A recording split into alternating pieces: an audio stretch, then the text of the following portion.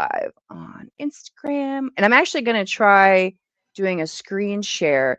Instagram, like you have to look at Instagram for the lives to actually be able to see like the comments. So I'm going to try screen sharing it as like a Cool. presentation for the two of us Sweet. once it no longer has my stream key on it. Lord knows I don't want to share that with everybody.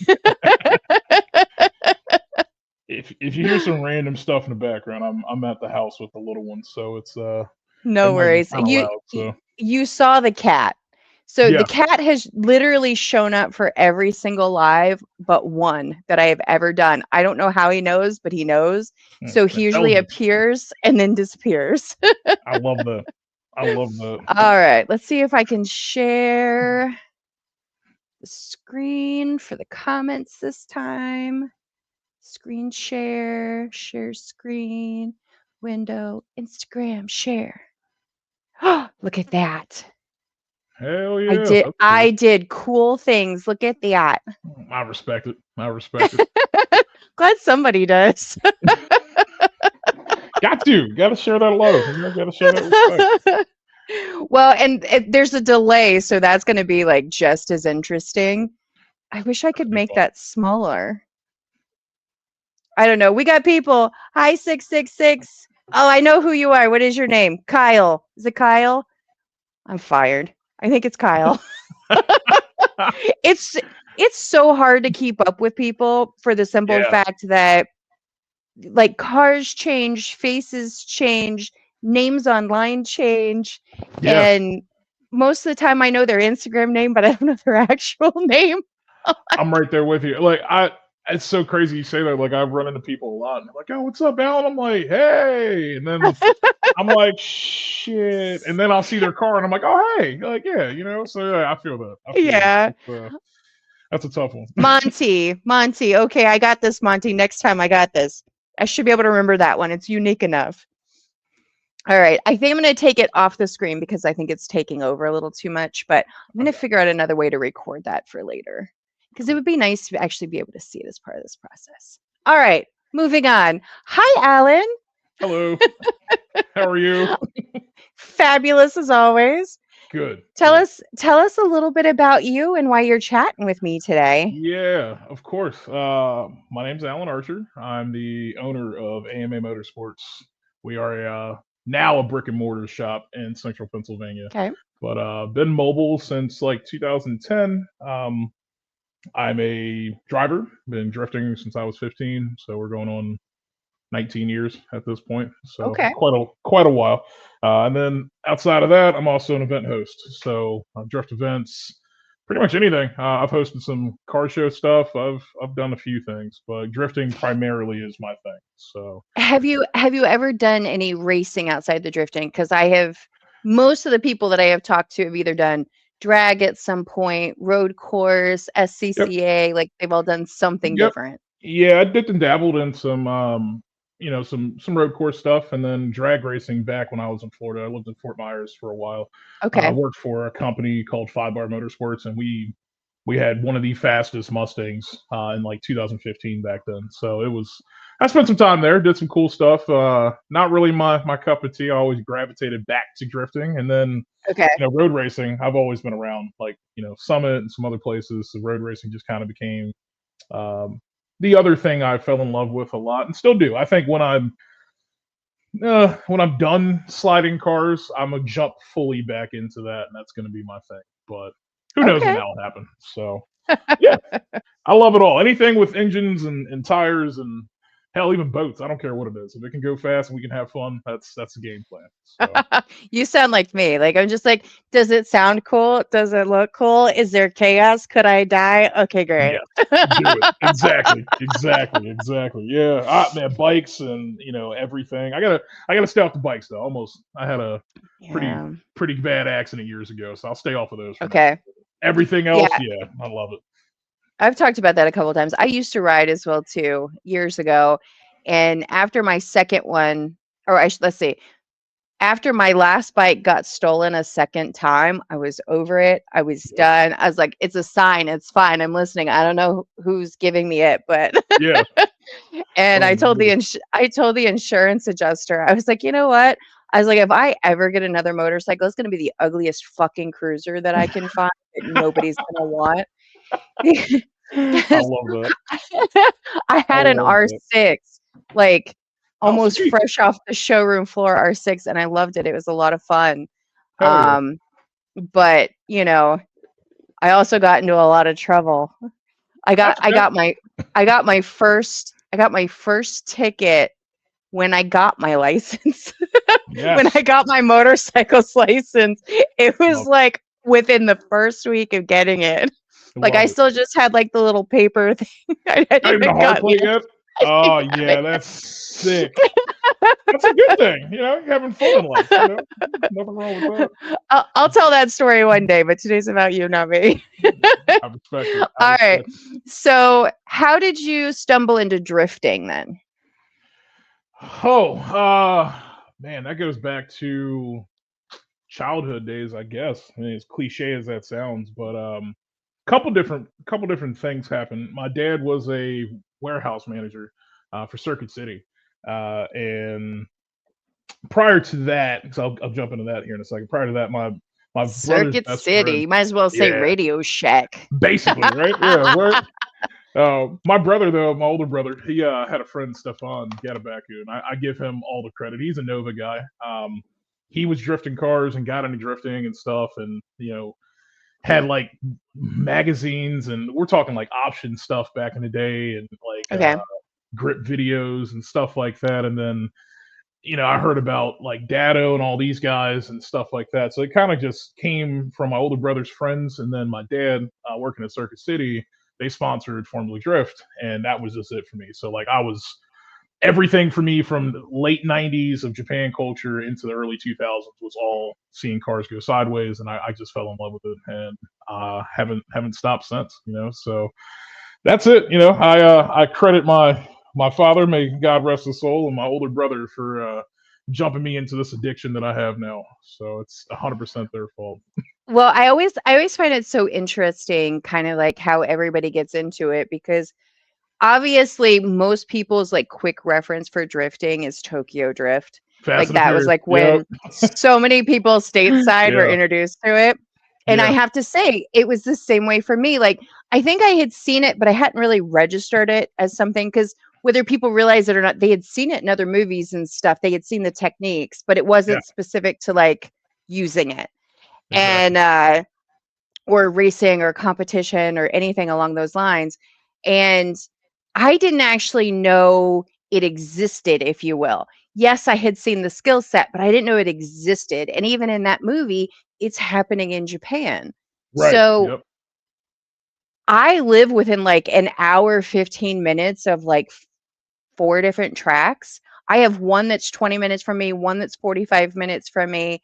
And it's kind of like as soon as I stumbled across takeovers first, and I'm always honest about that. I stumbled across that first, That and then when happens. I realized drifting was the thing, I was like, "Oh, this is kind of cool. I don't mind this." And then Yeah. here I am. You know what I Yeah. mean? But the fact that you got exposed to it like kind of young is really cool because I didn't get exposed to it until I was in my 40s. Yeah. It was, and it just never stopped too. I think like even after my dad passed away when I was 14, so like in '06. So like he passed, and after that, my brother came out from the Marine Corps, things like that. We were just, hanging out, vibing, stuff like that, trying to figure out what we Okay. were going to do. And I ended up getting introduced to Hendrick, who ran Switchback.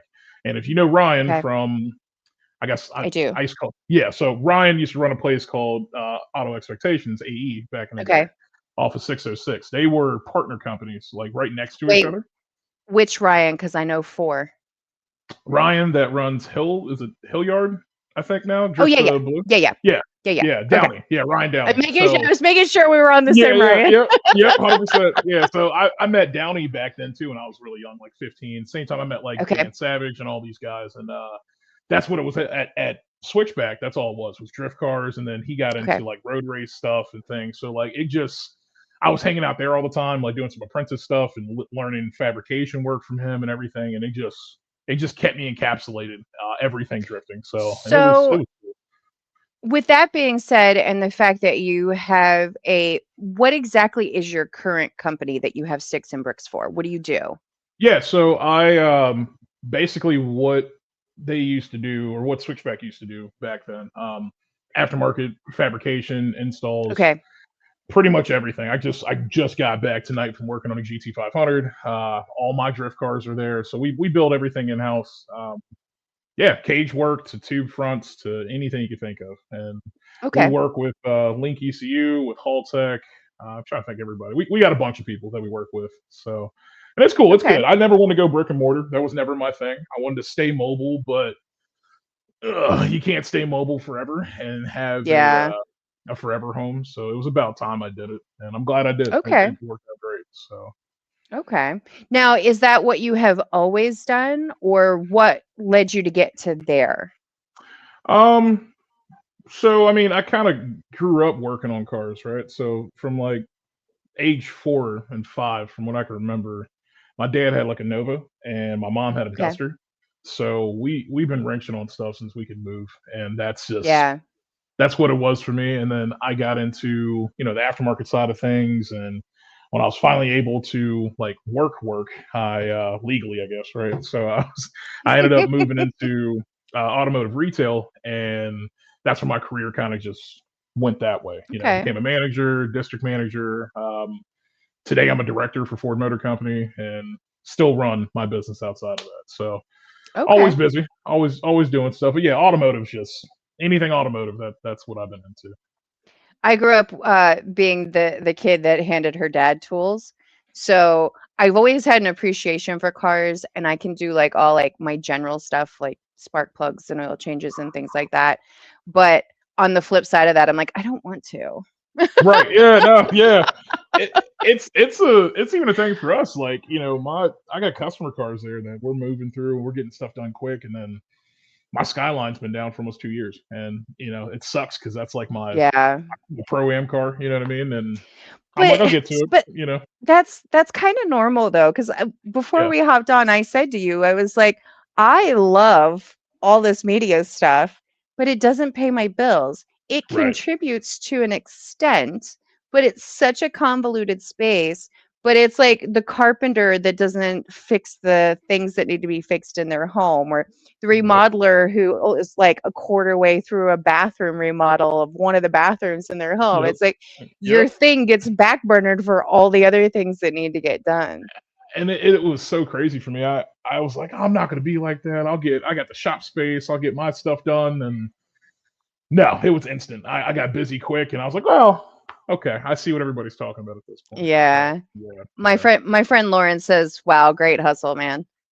Thank you. Um, Yeah, I appreciate it. Yeah, there's a lot more to that too. I mean, besides that, we got a lot. right. Well, I was gonna say, so you're like everybody else. You have like the big boy job that pays all of the bills. You Yeah. have the passion project thing that you like to do, and then Yep. that passion project also landed in event hosting, correct? Yep. Yeah. So me going mobile and doing like mobile stuff, and then learning tuning and all the other things I did in like 2010 allowed me to drive a lot more and blah blah blah. Then we flash forward all these years later to like 2019. I Okay. had a 350Z that in 2018 I drifted one event at Summit Point, ended up blowing up the VQ because VQs do VQ things, and Okay. I got kind of bored. And at the time, there wasn't. I don't say I was the first one. I definitely wasn't the first one by any means, but there wasn't a lot of like JZ swap 350Zs. So I slapped the Mm, JZ in that thing and loved it. And I remember finishing it, and I was like, shit, I really need to find a place to go test, and I really need to like do a private day. And that's how that kind of bred what the AMA event series became. I reached out to some buddies, talked to Jeff from Shenandoah, and said, hey, I really want to have a private day. Is this a possibility of me and like 10 friends? I just built a new car. He's like, yeah, come on down. Private day turned out to be one of the coolest things we ever did. And from that point, birthed the AMA event series. And okay. we were rocking ever since then. And it was it was to the point I took a little break after hosting for a while, and I was like, I need to focus on working on stuff again. And Sure. yeah, I have a townhouse with one car garage, and I'm too old to be bending down all the time. I need a place to lift, So that's I got lucky. Honestly, I wasn't even looking for a shop. I was looking Mhm. for like a big 50, like 30 by 50 storage unit RV thing, whatever. Okay. And shout out to Mike Perez. He has one, and that's where I got the idea from. And Okay. yeah, somehow this place kind of landed on Facebook Marketplace, and I messaged the Okay. guy, and a week later it became a reality. Sweet. So That's yeah, yeah. awesome. So it's cool. It's a headache. I'll tell you that. It's a lot. There's so Yeah. much to it, and I'm like, man, I don't know what I'm doing most days. We figure it out. We figure it out. My So usual go-to is, "Why do I hate myself?" Yeah. right, exactly that. Exactly that. Yeah, I'm like, why do I keep doing this? This is dumb. It's like Yeah, drifting. I'm over It's here like like, it's so "Why do I do stupid. this? Why do I do Yeah. this to myself?" Absolutely. And I say the same thing when I get behind the wheel of a car. I'm going sideways. I'm like, what? Why? This is dumb, but it's so much fun. Yeah, it's so much fun. But Well, yeah, that's it. that's a lot of the chatter in the background right now, especially like from like the media side of things, is everybody realizes, like everybody comes to a point where they register, they're like, this is probably never going to make me money. Nope. And then they go, why am I doing this? And Right. I've seen it with the drifters too, with the drivers a lot of time. And there's like this moment where you have to make a choice. You make a choice on, is it the thing that you're passionate about and you don't mind throwing your hard-earned money at it, regardless of the outcome, regardless. You hope, you cross your fingers that something really cool and epic is going to come from it. Maybe it will, maybe it won't. Right. Or do you just drop all of it and go find something else? And I think that's why we see so much turnover with media people, because not everybody wants to pay for media, and half the time, because media is free entry to the spaces, they media doesn't always get paid even though they show up because they got to build a portfolio. And Right. then the drivers technically don't ever have to pay for anything because you put the stuff on social media, so you have a portfolio. It is Yep. the weirdest space, one of the weirdest spaces that I have been in. Yeah. I was going to ask you about that too. Like, how do you? I think I touched on this on the podcast you had with Paul and stuff. It's like, how do you guys view that when it comes to media? Like, is it like an expectation to get compensated for your time, or like do you guys see it as more of a portfolio build to get you into something different? And I always ask all my media people this question because Well, I it's think it's important to know. tough. I think it's tough because I think when most people get into it, they just think it's like the action stuff is really cool and exciting, and they want to do the cool thing. Right. And then somewhere along the line, like it could start as a hobby at first, and then somewhere along the hi Cody, somewhere along the line, oh, I need to make money with this. I'm spending my time, and there's gas and food and time Right. and blah blah blah and software, and Right. my camera equipment costs more than the shitbox party cars.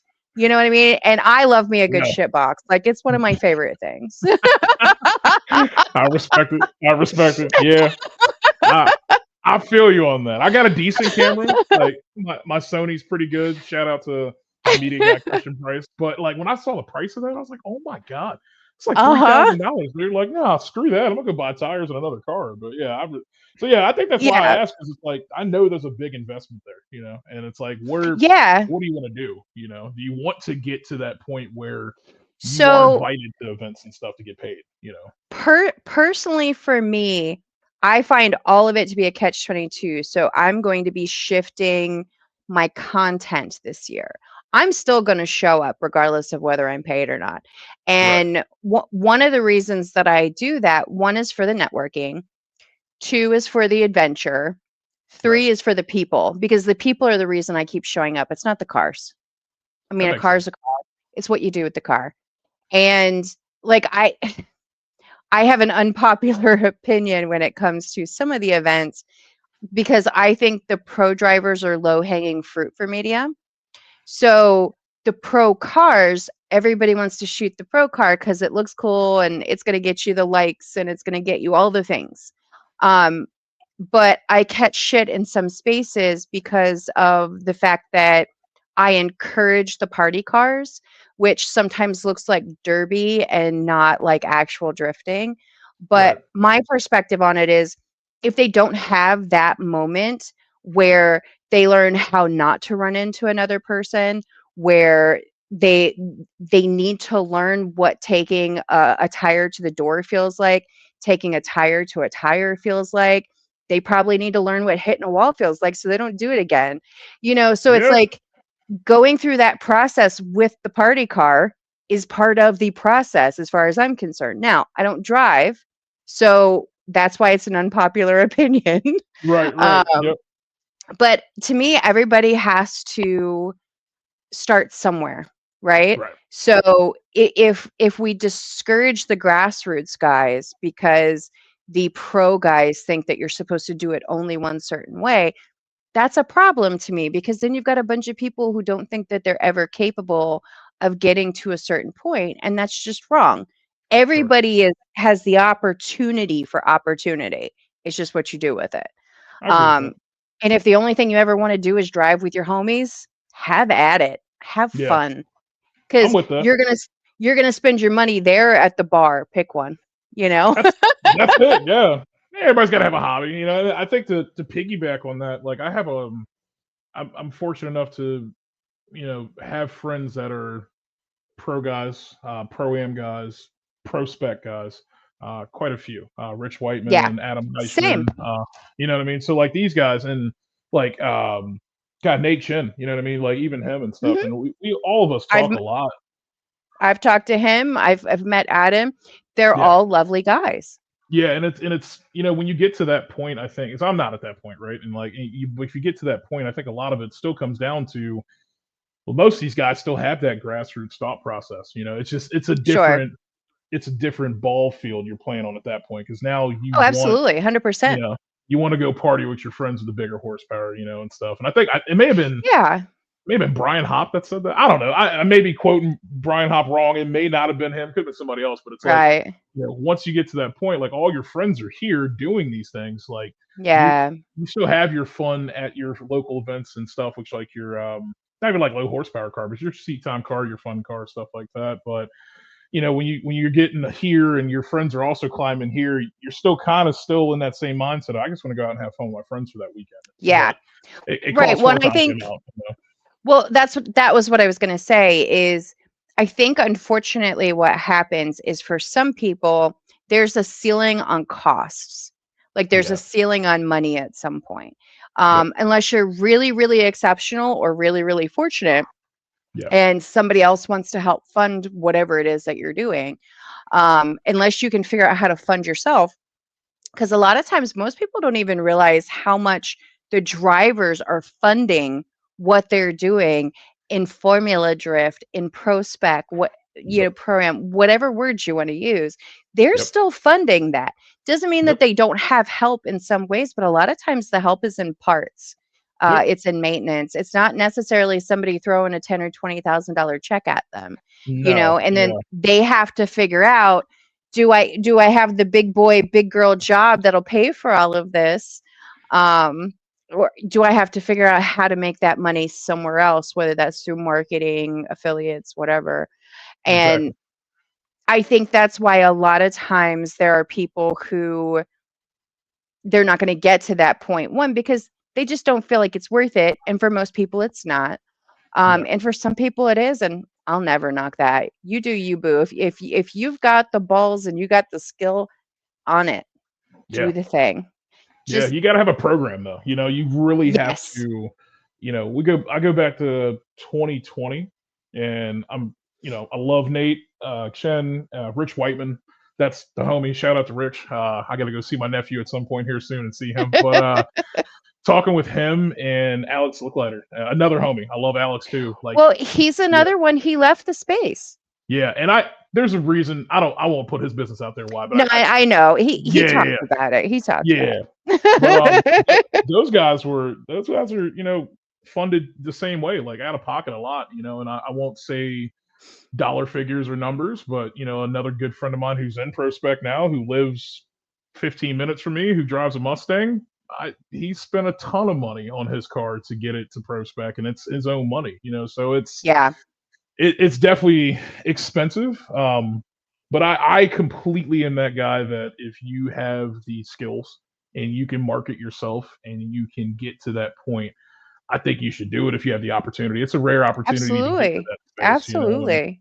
I think that comes back to my big brother Dan Savage. I love Dan. He got there, and Dan's like the local DMV guy that made it, and we were like, man, this is so cool. And hearing the story from how he got there and what it cost and all the other shit, I was like, man, that's crazy that that's Yep. the dollar figure. But had he not got there, everybody wouldn't know how badass he is that we already know. So Well, but think about what that dollar amount looks like now. oh yeah, double easily, if Yeah. not triple. Yeah. Yeah, Yeah. exactly. Insane, insane. That's why it's crazy. Like I drive a lot. I used to.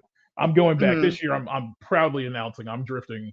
I'm trying to drift at least once a month, like different places and things. And there was one Okay. point I did like 30 events over 18 months, and that cost me a ton of money. And back then I had sponsors and supporters. Wasn't for like FD, chasing dreams and stuff, but just Mhm. my own stuff. And it cost a ton of money 5 years ago. And now I'm looking at it Yeah. today. I'm like, holy shit, this is a lot of damn money.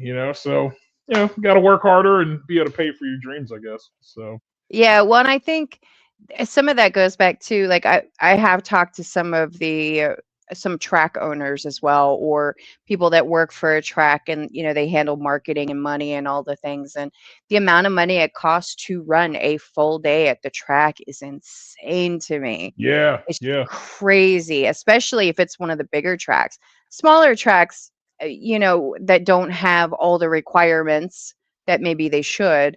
They can pull off certain things and get away with it, but the bigger tracks, like having emergency on site alone, is a ridiculous dollar amount. Let alone the track workers running a building, all those sort of things, all the things that add up. insurance and everything. I know all too Oh well yeah, about that. insurance Yeah, especially. yeah, All right. it's super fun. So enough about all of that. But yeah, Yeah, yeah, from a media perspective, it's definitely one of those things where you either keep putting, like, it's like any business.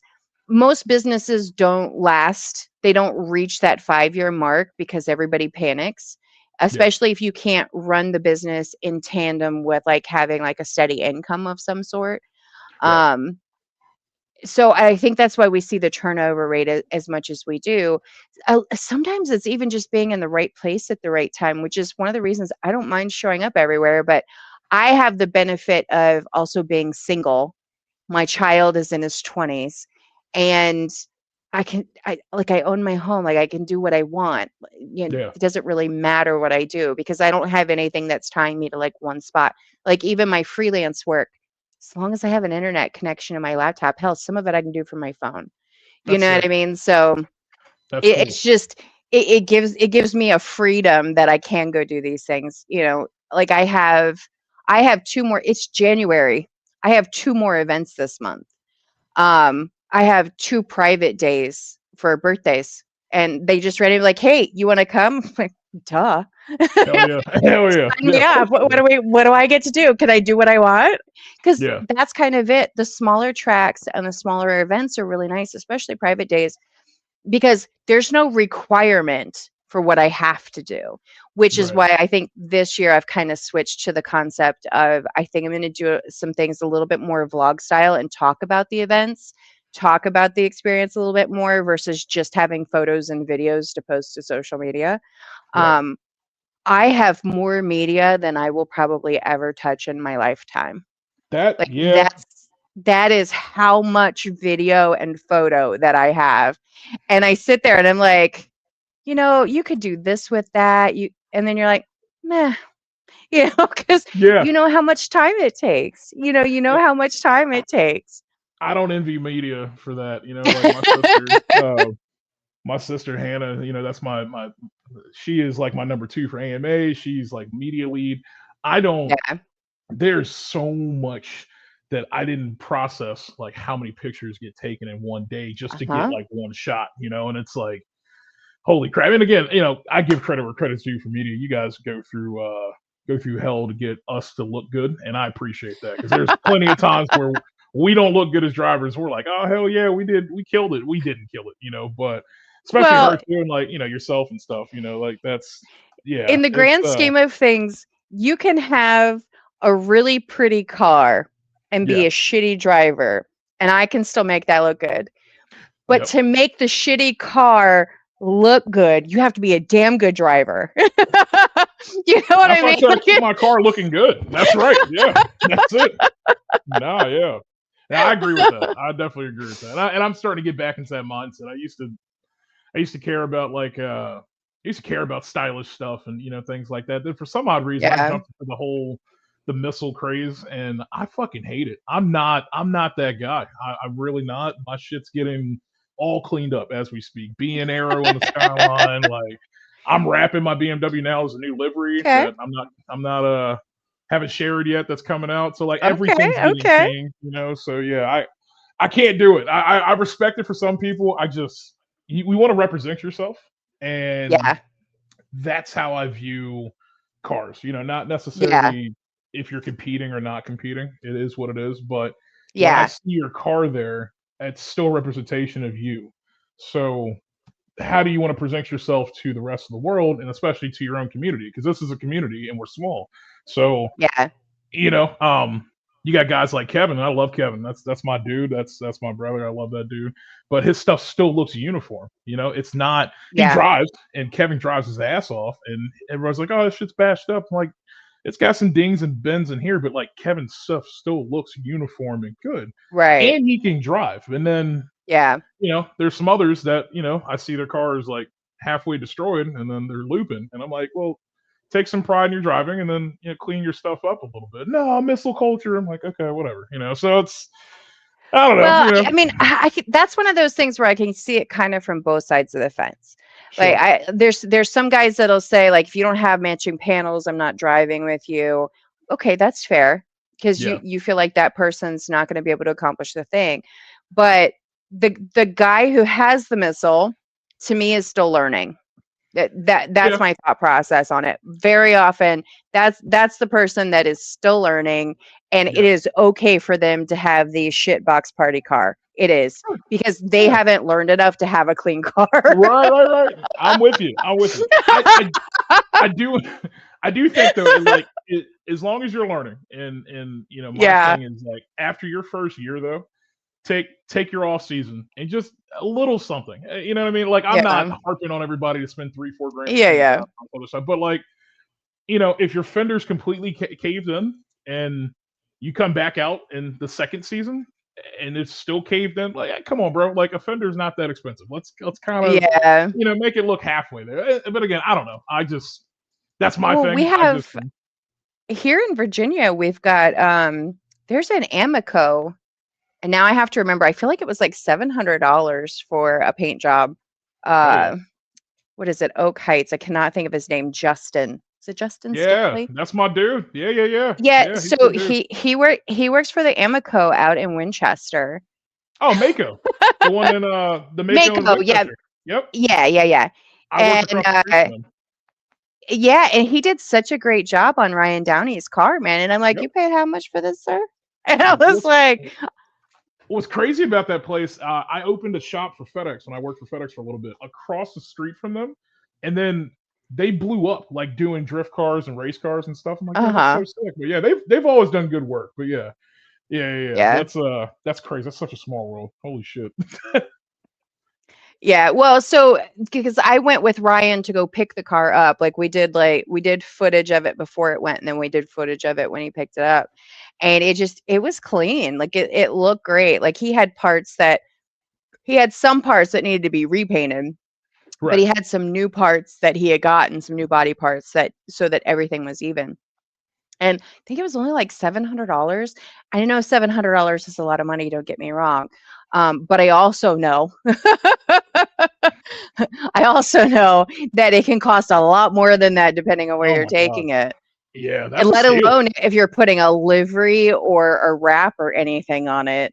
Yeah, I'll say most wraps nowadays. We do wraps out of AMA. I mean, you're talking, $2,500, $3,000. You know what I mean, with good Yeah. materials and stuff. So $700, that's a no brainer. Like that's Yeah. Yeah. just Absolutely. 100%.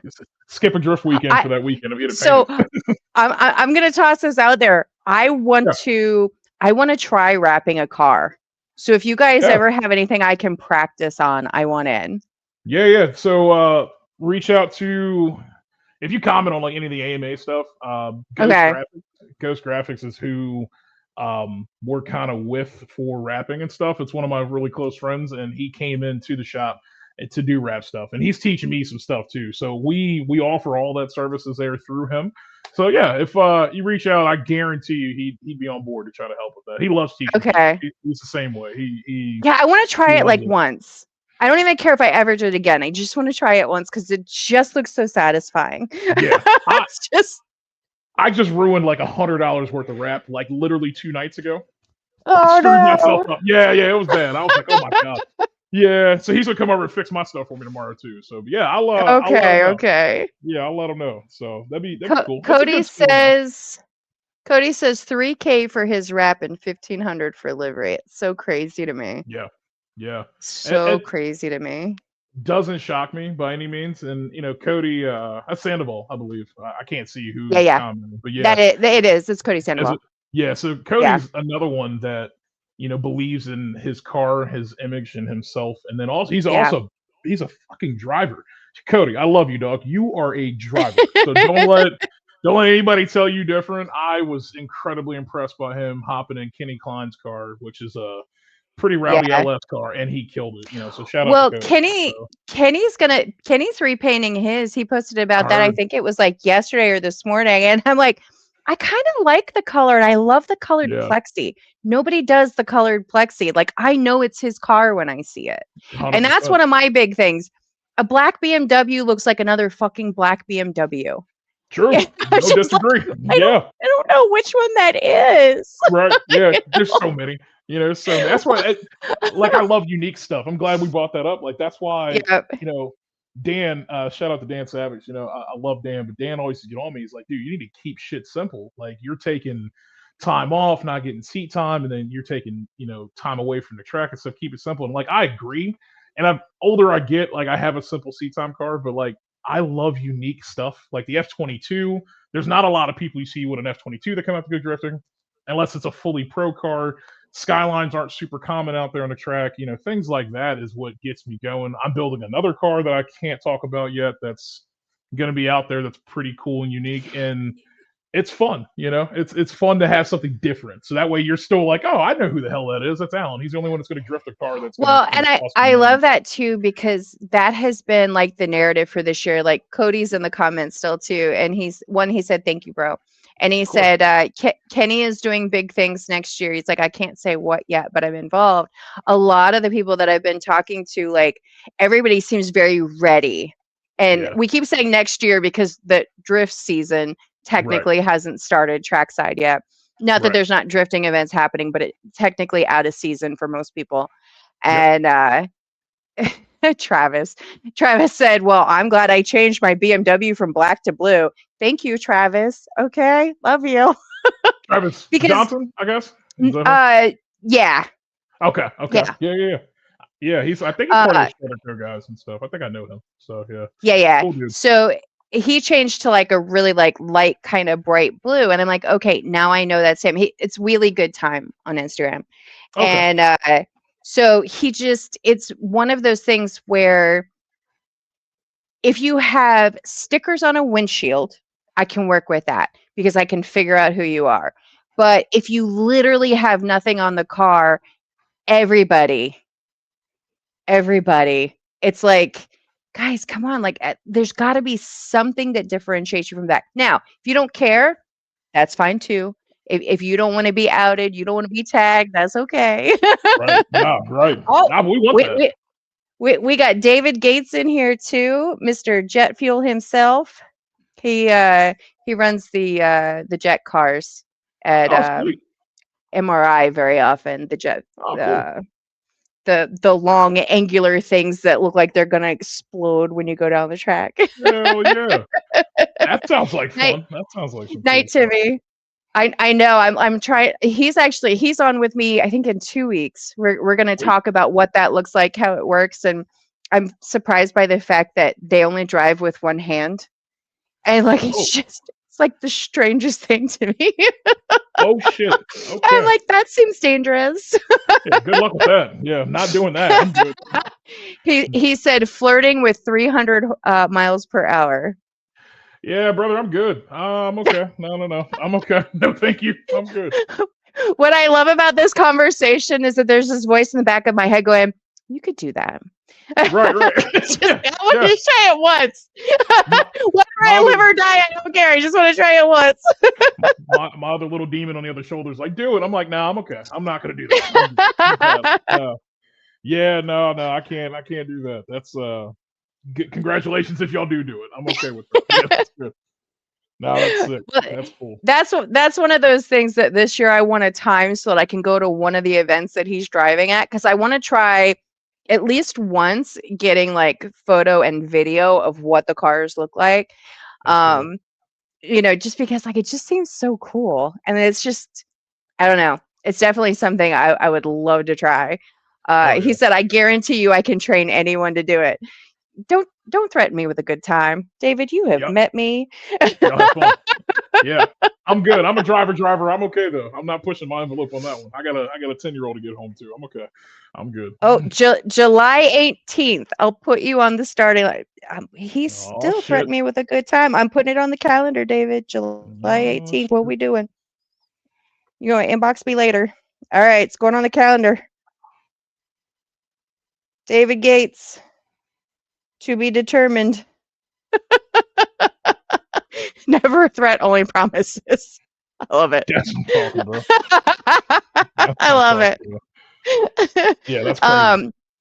All right. So drifting, body work, Yeah. full-time job, Yep. dad, all Yep. of the things. Everything. Um, Yeah. All of it. Yeah. so talk to me about the event stuff because you've got some cool things coming and maybe some changes coming too. Yes. Yeah. So we came back to hosting last year and it kind of came out of nowhere. I had reached out to Pantera, which is like the most amazing place on the East Coast. I reached out to them in 2023. Yeah, 23 when I was hosting at Dominion Raceway. Um, and kind of just, wanted to see what the opportunity would be like. I know no one had ran there for a while. There's a pretty bad stain for some things that happened at that track from another person that was hosting. Okay. So that's a long story, but long story short, community got robbed. They got stolen from. A lot of people got a Oh lot of money wow. taken. Yeah, and it became a pretty bad time, for East Coast drifting and for honestly for drifting as a whole. So track Okay. wasn't allowing like drifting to happen anymore. There was so much other stuff going on. So anyhow, I put my hat in the bid to say, hey, let me know if anything ever comes back, and I would love to happen, love to be there. We flash forward to 24, about a year later, out of nowhere, get an email saying, "Hey, sorry it took me so long. We've been doing a lot of stuff. They're a military training facility as well for some Okay. PMPs, and I've never been there. it's crazy. It's absolutely crazy. I So didn't then you're even like, know it was there. Somebody yeah, mentioned it to me. I was at another event and I'm like, they're going where? And I'm yeah, like, yeah. I okay. It's so hard to describe what it's like when you pull up. It's literally cut into the side of a mountain, and it's crazy. Okay. But yeah, they do a lot of like, private military contracting stuff and like some other stuff that they do, and then some off road stuff. So 24 came around, got an email, and they're like, what do you do? Like, blah blah blah. I sent them my whole digital resume of all the events and stuff that I had put on prior to that, and some references and stuff.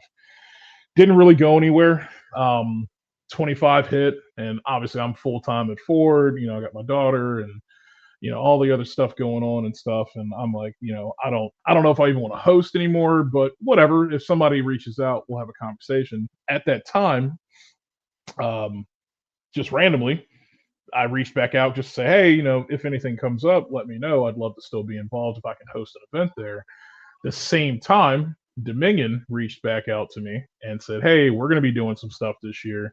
We'd like for you to come out and host, bring your Okay. team, blah, blah, blah. And that same day, Pantera got back to me. And I was like, Okay. listen, um, the Dominion thing, I love Dominion. Shout out to Will, who's down that way. He's an amazing guy and stuff. But it just didn't, didn't fit what we wanted to do. There was too many Okay. things that became we're gonna do it this way, and like we just want you to be there with your team. And my team's like, hey, let's go adventure and see what happens. So Okay. Pantera got locked in, and it became a very invite only type of conversation because this place is it's dangerous if you don't know how to handle a car, and it's also one of the most fun places if you do. So we knew we couldn't Okay. just have it public and open for everybody, unfortunately, which kind of sucks. But in all honesty, it's saving people because if you go off, there's no barriers, there's no guardrails. Okay. Um, Okay.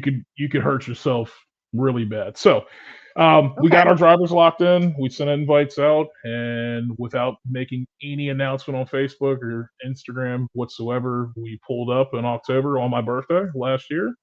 And yeah, we threw down and had the most AMA style event that could ever come back. And we're all about vibes. We're all about good times. We're about safety. We're about driver progression. So you'll never see an AMA event that has typically more than 50 drivers. And people are like, oh, Okay. that's weird. Like, let's have like a big 100, 200 driver event. And that's not what we're there for. We're not there Okay. for the dollar figure. We're not there to try to get rich. We're there to make sure the facility stays top notch. We're there to make sure the facility gets their money. But the biggest thing that we can proudly say is that we love driver development and driver growth. And we've taken a lot of people that have come drive with us and help elevate, where they want to be at in their driving. So yeah, that worked out. And it was, I can honestly say, everybody that was there from family and all the friends and girlfriends, everybody that showed up, people's wives and stuff that were there, and my daughter was there, um, girlfriend was there, like all the stuff, everybody that came out there, it became like my most favorite thing I've ever done drifting, period. And it's hard to say that because like I've done some crazy stuff, but like that staple was it for me. And yeah, I went back to them and said, I love this. What can we do? And they say, hey, let's see what we can do moving into next year, which is this year. So yeah, at the moment, yeah, we put a schedule out, things like that. And I will say publicly, like, there's never a guarantee with anything. And I think that's something that most people don't know unless you're an event host. Unless you own the facility, there's no guarantee that anything's actually going to stay the way it is. So right now we've learned some information about some things, and we're not going to fully go into what just yet, but we've paused some of the applications at the moment just to one dial back a little bit. We got almost 500 applications in less than 20 days. Like it was the craziest thing ever.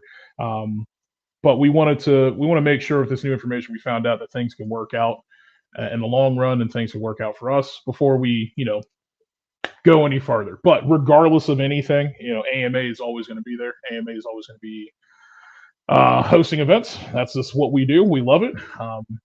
And I hope it's going to be something that we can stick around for the long term. So we've been here for 6 going on 7 years hosting events already, and I don't plan to go anywhere. But also too, and I think we spoke about this before we went on live. Like I see Alan and AMA, and then you see Pantera.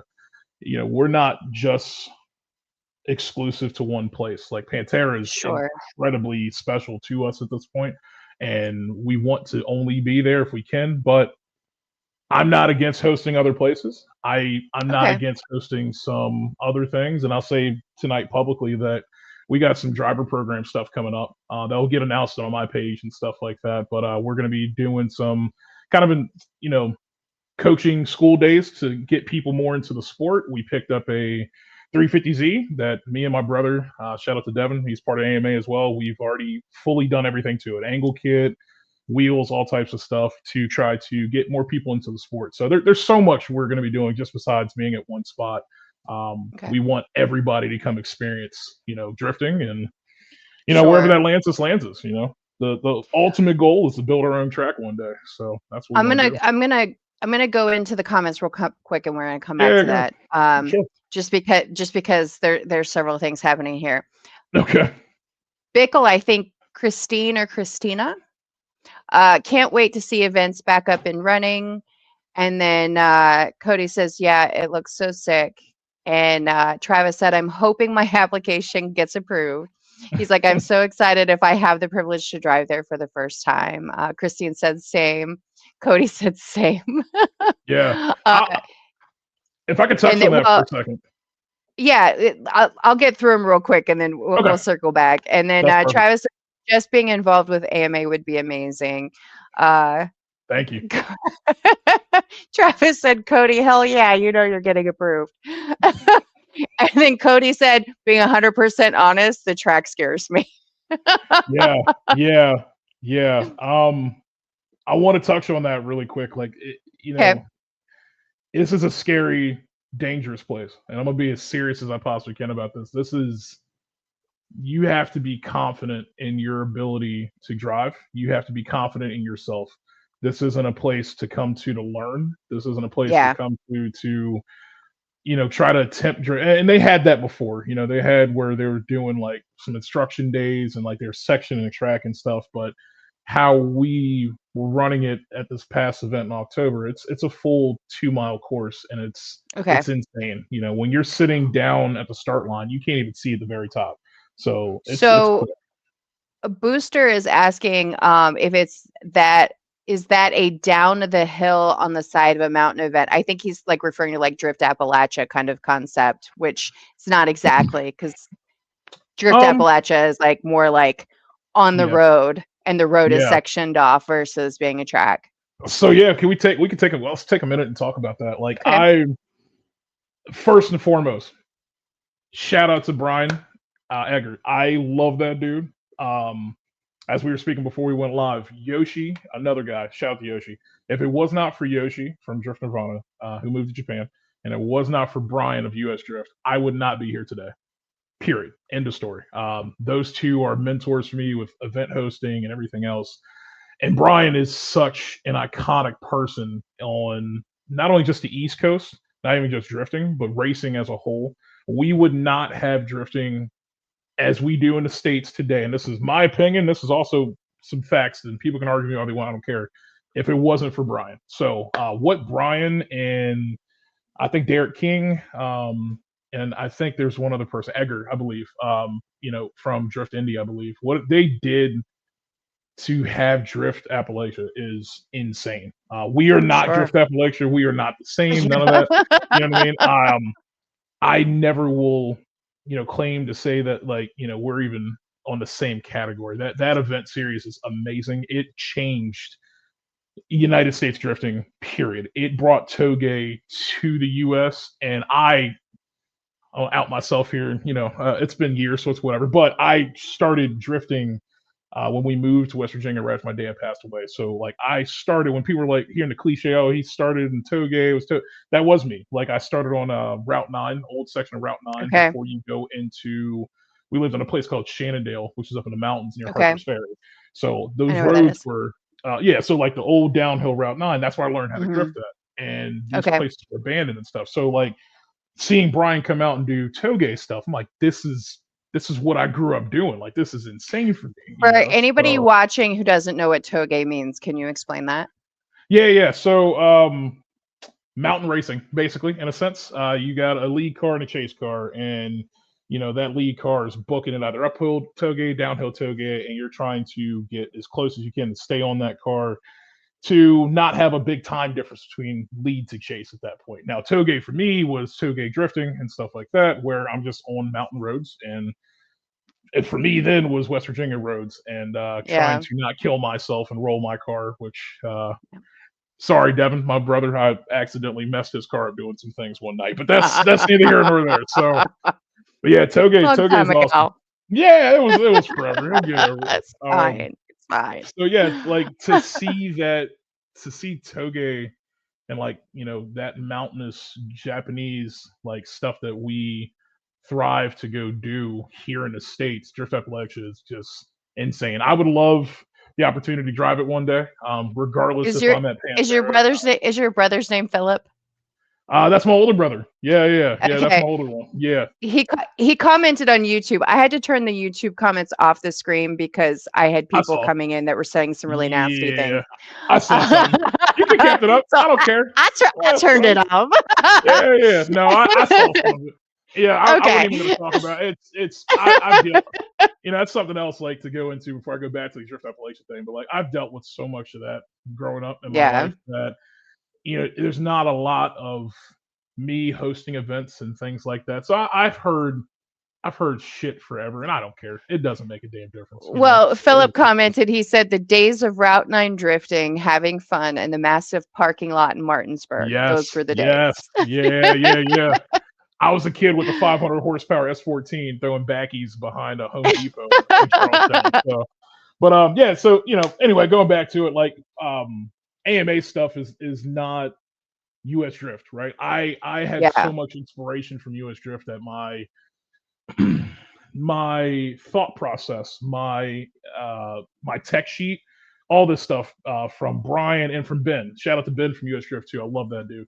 That was so much derived from what they do that I have the massive, massive respect for them. And again, I hope I could get an invite to drive DA one day. I know me personally right now, until my Skyline's done, I wouldn't trust myself driving DA at all until I'm ready and confident again. And it's similar thought process with how Pantera is. It's dangerous, and you're moving, you're Sure. cooking. Team Hayes was doing third, fourth gear backies and stuff. You're moving fast, and Yeah.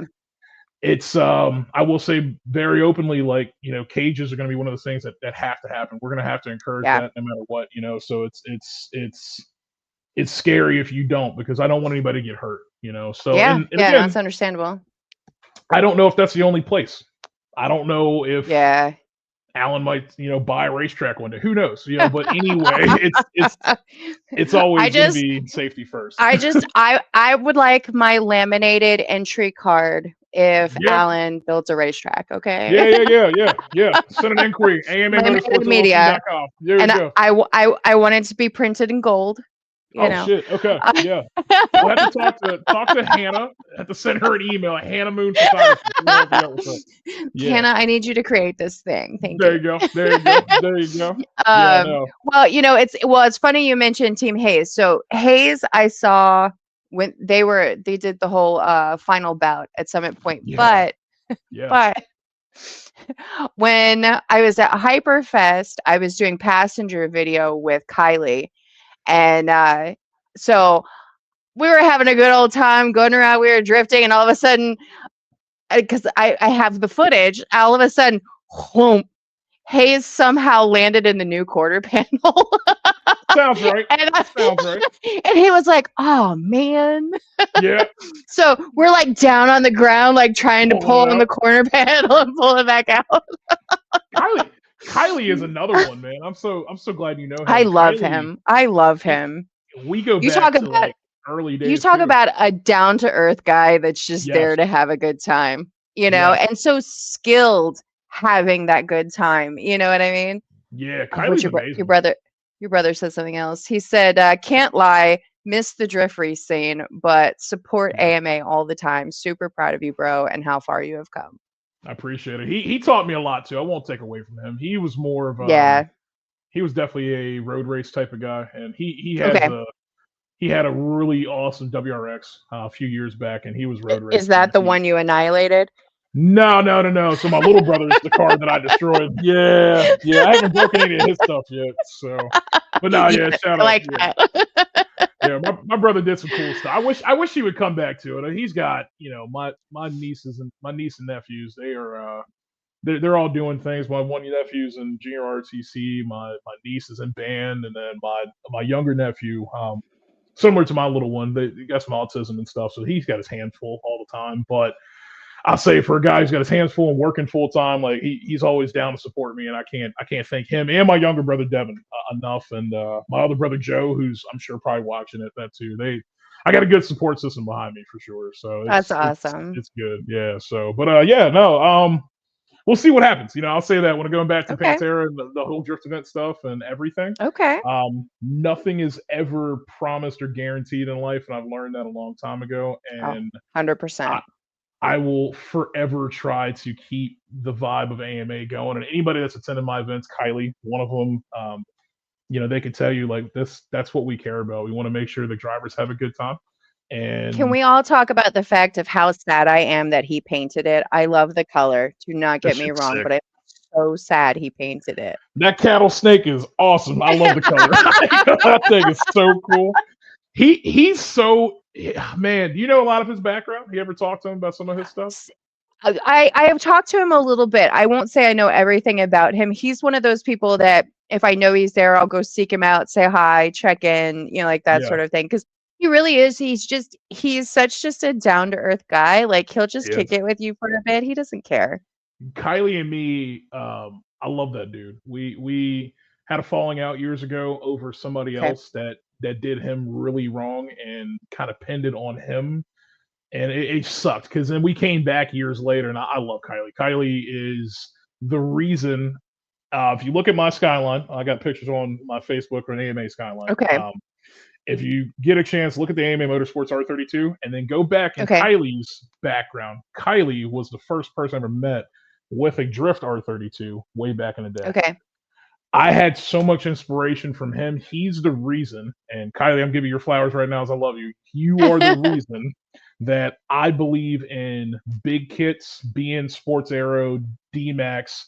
I built my car as a almost a homage to Kylie, and people didn't Oh, pick up I on love that. that. No, yeah, nobody did until Kylie kind of saw it, and he's like, "That looks real similar, man." I was like, "Yeah, it does for a reason, you know." So, but he changed. He changed a lot. People don't really know how how influential Kylie is. There wouldn't Yeah, be a lot of like chasers and S15s that came here sure. without him. So he was the guy kind of starting that. Like I never saw an S15 before he had. I saw it in magazines, but Kylie's the first one that had one that I knew of. He's the first Right. person who had a Skyline with a Jay Z in it back in the day, and he was the very first person. I'm gonna say it. I don't think anybody else did it before him. I'm 99% sure he's the very first person, probably in the U.S. or the world, that put an LS on a Skyline. That was Okay. crazy. And this was like 2009 or something like that, 2008. So Okay. shout out to Kylie. He's always building like the craziest, coolest things, and I'm happy he's in his happy years where he just finally built Yeah. something that was for him. And that car's cool as shit. I love it. Yeah. So yeah, shout out to him. He's a good dude. Yeah, he's one of those guys that he's like what I would call like the typical car guy in a lot of ways. Like, he knows his shit. He doesn't Yeah. give a damn about social media, but he knows it kind of comes along with the process. Yep. So it's like whatever you do, he's like, all right, that's Yep. cool. Yep. He shoots it to you So, straight too. You know, he'll yep, tell you like he's yep, told me plenty of times. He's like, "Nah, man, stop doing that stupid shit. Just do this." I'm like, "Okay, cool. Thank you." You know, so nah, exactly. amazing guy, and a hell of a Yeah. driver. Like, Oh, fuck oh my yeah. god, yeah, absolutely. The So way yeah, he swings that satellite is just amazing to me. It's a boat. yep, It's like being in Jenny the boat. It's like being yep, with Brandon. yeah, It yeah. feels like the same thing. That thing's cool too. I'm glad you bought him Oh, that. That's it's a cool ass car. I That's so love good. Brandon's another one of my people. Like I will go track him down for. I'm a hugger, so like I hug everybody when I see them, and I warn everybody that I'm a hugger because once I figure out you're not a hugger, like I try to respect it, but it's so hard. Yeah, yeah, And yeah, but Brandon's always one like I'm just like there he is, give him a hug, check in with him, and he's always doing something. yeah. And what he did with the boat is just it's so crazy to me because it really takes somebody with an imagination, but such a good understanding of how mechanics and bodywork work. Yeah. Because there's no way to make any of that work the way that he did if he didn't understand how to put it all together. Sure. Yeah, Even if I he agree. didn't get it right, like maybe right off the break, he still made it happen. And it's just so crazy to me. I agree. 100%. Luis is on here. He said, Alan always with the good alignments, 100% recommend. Hey, thank you. Yeah, yeah. Luis is another one where people sleep on him because they don't know he exists. And you talk about a driver that'll figure shit out really fucking quick. He I is tell one. you, I've been in the passenger seat. his BMW, right? The white one? Uh-huh. Yeah, yeah. So like I'm glad he shot the L for the alignment thing. I do a ton of drift alignments. I wasn't even gonna bring that up, but I do a ton. But he's awesome because he actually listened to what and a lot of drivers don't because they're like, oh, whatever, I you agreed. work here, I've you seen know what I it. mean? He listened to what I asked him to change on his car for like Hmm. suspension wise stuff and things, and like I gave him a. I have a recipe for like E36, E46s that works really good. I gave him a spicy setup, and he killed it. Like I'm so happy He to see him he drive. owns It was it. good. He owns it. Yeah, And that's kind of what I mean is there are some guys, and I think that's why I like the grassroots, because there are some guys that will always be grassroots because that's where they're going to live. That's where they're going yeah, to stay. They're happy there. And there's nothing wrong with that. But those are the people I like to showcase a little bit more because there's those really excellent drivers out there. And because we're in a space that in so many ways, like it wouldn't matter if it ever went away, right? Like the right. world would not die because it went away, but it's just so cool that there are so many people that they're just so good at it. He's one of them. Yeah, yeah, I've been in the passenger seat. I've shot him from the ground. I've had, drone footage of him. I've cameraed the cars. I've cameraed the other car driving with him. Like you can just tell that he is just comfortable behind the yep, wheel of that car. But it's yep, because he's got it dialed in for himself. yep. And I I agree. think that's the hard part with drifting a lot of times is getting the car dialed in for how you drive or learning the car that you're choosing to drive. Yeah, I'm so glad you touched that because that's how I set all my stuff up. And my crew chief, who's this year, again, I'm making all types of public announcements. That's public. Yeah. Anyhow, my crew chief, just it's coming out soon, but publicly, my little brother Devin is taking over as my crew chief for the whole program for Okay. my myself, and I won't drop all the stuff that's happening, but we have something Okay. else going on. So Okay. he's got a big role this year, and Devin, he'll tell you, he's like, I can't drive my brother's car. Like, yeah, I'm a big dude and stuff, but like, I'm 6'2", 6'2.5", whatever. I put my seat Yeah. on the ground all the way Okay. back. Very Sure. James Dean style setup, and No, I got you. yeah, and people hate it. It's like, I can't, man. Let me go drive your car, blah blah blah. I'm like, yeah, if you could drive it, have fun, and You can see. ain't happening. No, it ain't happening. So That's like when I ride with Brian Brewington with the way the Mustang is set up. The seats are so low. A lot of times, like when I'm in the passenger seat, like I can just be kind of like right here, but I kind of have to do this because I'm so short by comparison to where the dashboard is. If I were yeah, here, you're just seeing dashboard and like a little bit of the windshield. I gotta go up higher. yeah, yeah. And Don't worry. I Same thing in my complained car. I complained to who was it? Kobe, Callaway Visuals, one of the Yeah, drone yeah, guys. I complained about the fact that like I almost need a booster seat for my feet because some of the wheel wells are so far, I can't lock in to hold myself in place unless I can get in like at the cage or like there's a good like foot tuck, like right where the cage sits to get my foot in because yeah. I have to be able to plant myself so that I can get the footage in whatever direction that I need to go. And he Yeah. goes, I've never had that problem. I said, how tall are you? I have short people problems, okay? Yeah. Yeah, yeah, I yeah. am vertically challenged at 5'6". You're like 6'2". Leave me alone. Okay, he's pretty much the same height as me. So yeah, nah, he's He up there. is, Yeah, yeah. he's up there. He's a cool guy too. Shout out to him. He's awesome. He's one of my favorite people. I got to hang out with him and his girlfriend Sarah 2 weekends ago. We went Hell to yeah. dinner and went to karaoke because I get to meet so many people, but I don't really get to spend time with them like outside the track. And sometimes the track time isn't time. Like you Right. don't really get to have a conversation. You get to have some conversations when there's a break or, lunch or whatever it is, or like when the day's starting. But I always joke, Kobe's like I call him Mr. Hit It and Quit It Media because he goes in, you see him at the beginning of the day, but he does not say goodbye. You're like, True. wait, won't Yeah. Kobe leave? Yeah. Like you're looking for Yeah. him because you go to say goodbye to like your people when you leave, and like I'm the last person there most of the time. Hell yeah. It's just I didn't like, even know he was could, showing up.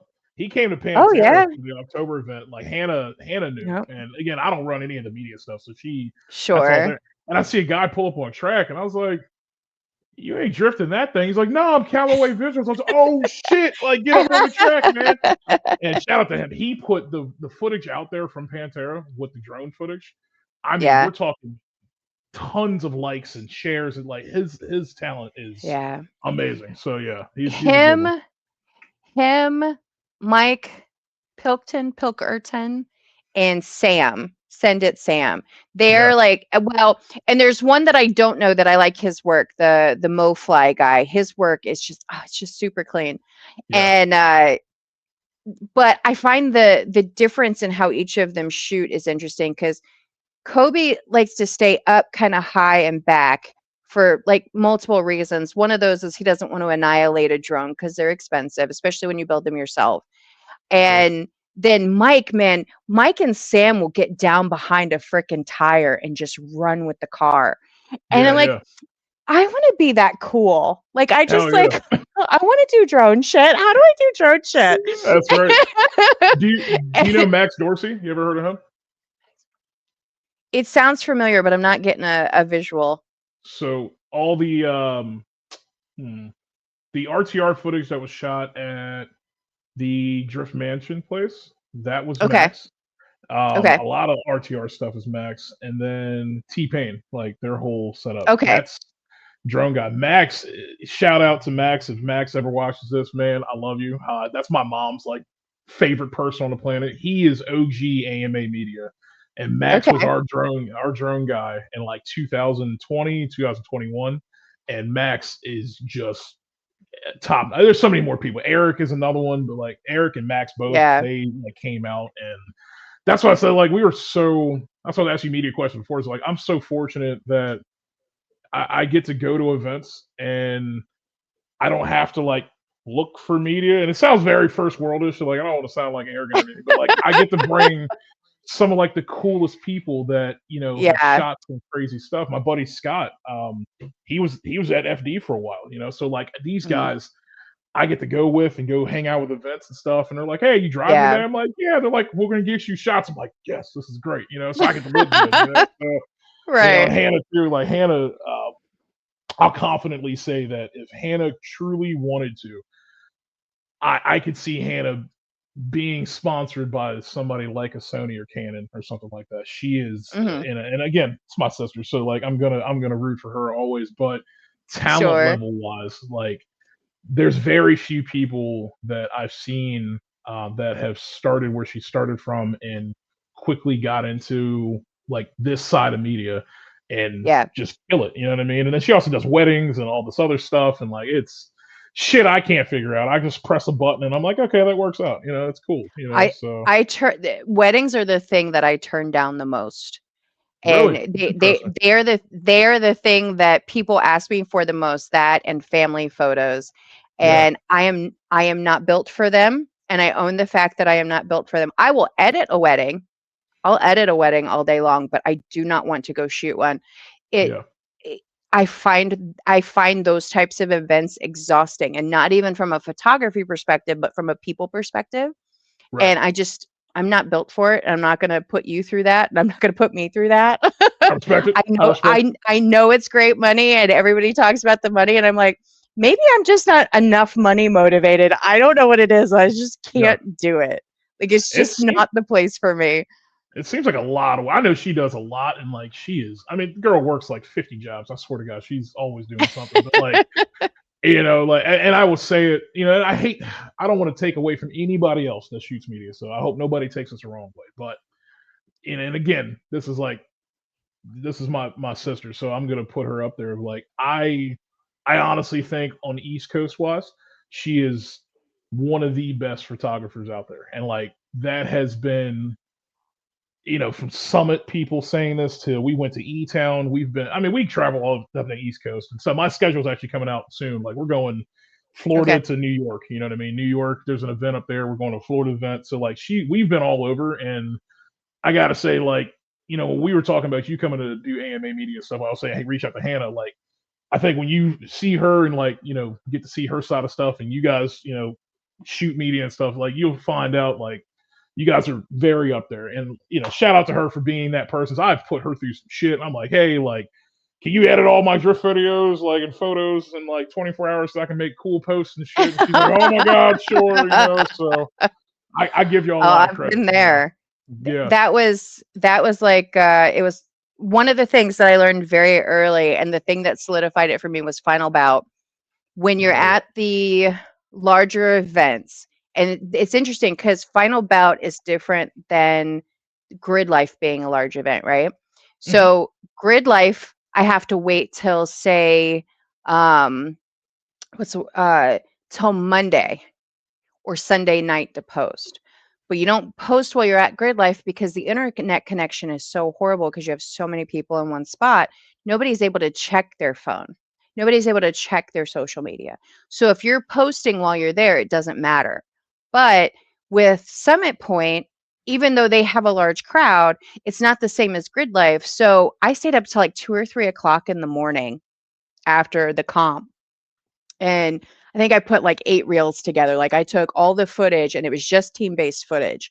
For sure. And I woke up in the morning. I'd had everything already scheduled to post and I was like, "Oh my God, all of this looks like shit." Because I stayed up till 2 o'clock in the morning and I was so mad at myself. Like to me, it was all awful. And I felt like it was the poorest quality I'd ever done. And it's some of my best visual interaction on social media. Oh yeah. And but I posted it just like in scheduled segments throughout the day to see what did the best. The morning posts were the ones that did the best because everybody was getting up the next day for the next day of stuff and Yep. they were checking their phones in the morning when they woke up. Yep. And those are the things that I think take time to learn Yep. is are y- are you shooting for social media? Are you shooting for yourself? Are you shooting for a team? Are you shooting for media? What is it you're shooting for so that you then know what to do with the information? Because, if I had put it out 2 days later, it still might have done okay, but I don't think it would have done as well. Right. Understanding And the algorithm's important there. Understanding yeah, yeah. yeah. But Grid Life, if I had waited 2 days, would have been fine because then everybody would have seen it. And it was interesting just to kind of see the difference in the dynamic of how the event runs as to what that then creates as you go on to like the next thing. I do want to get to the comments real quick on Instagram because we missed a couple. Sure. And Samantha Crawford said, I just came to say AMA all the way, and Hannah is amazing 100%. Yeah. Thank you. Hell yeah. Hell Let's yeah. I see. appreciate that. Travis said, Travis, did you mean Home Depot or did you actually mean Ho Depot? I can't. Whoa. Whoa, brother. Whoa, brother. he Yeah. said Backy's behind a Ho Depot is crazy work. Hey man, I was a lot younger back then, man. Whatever happened happened. That's crazy. Uh, Holy shit. Cody they were talking about the safety and the cages and who had cages. Let's see. Yeah. Let's see.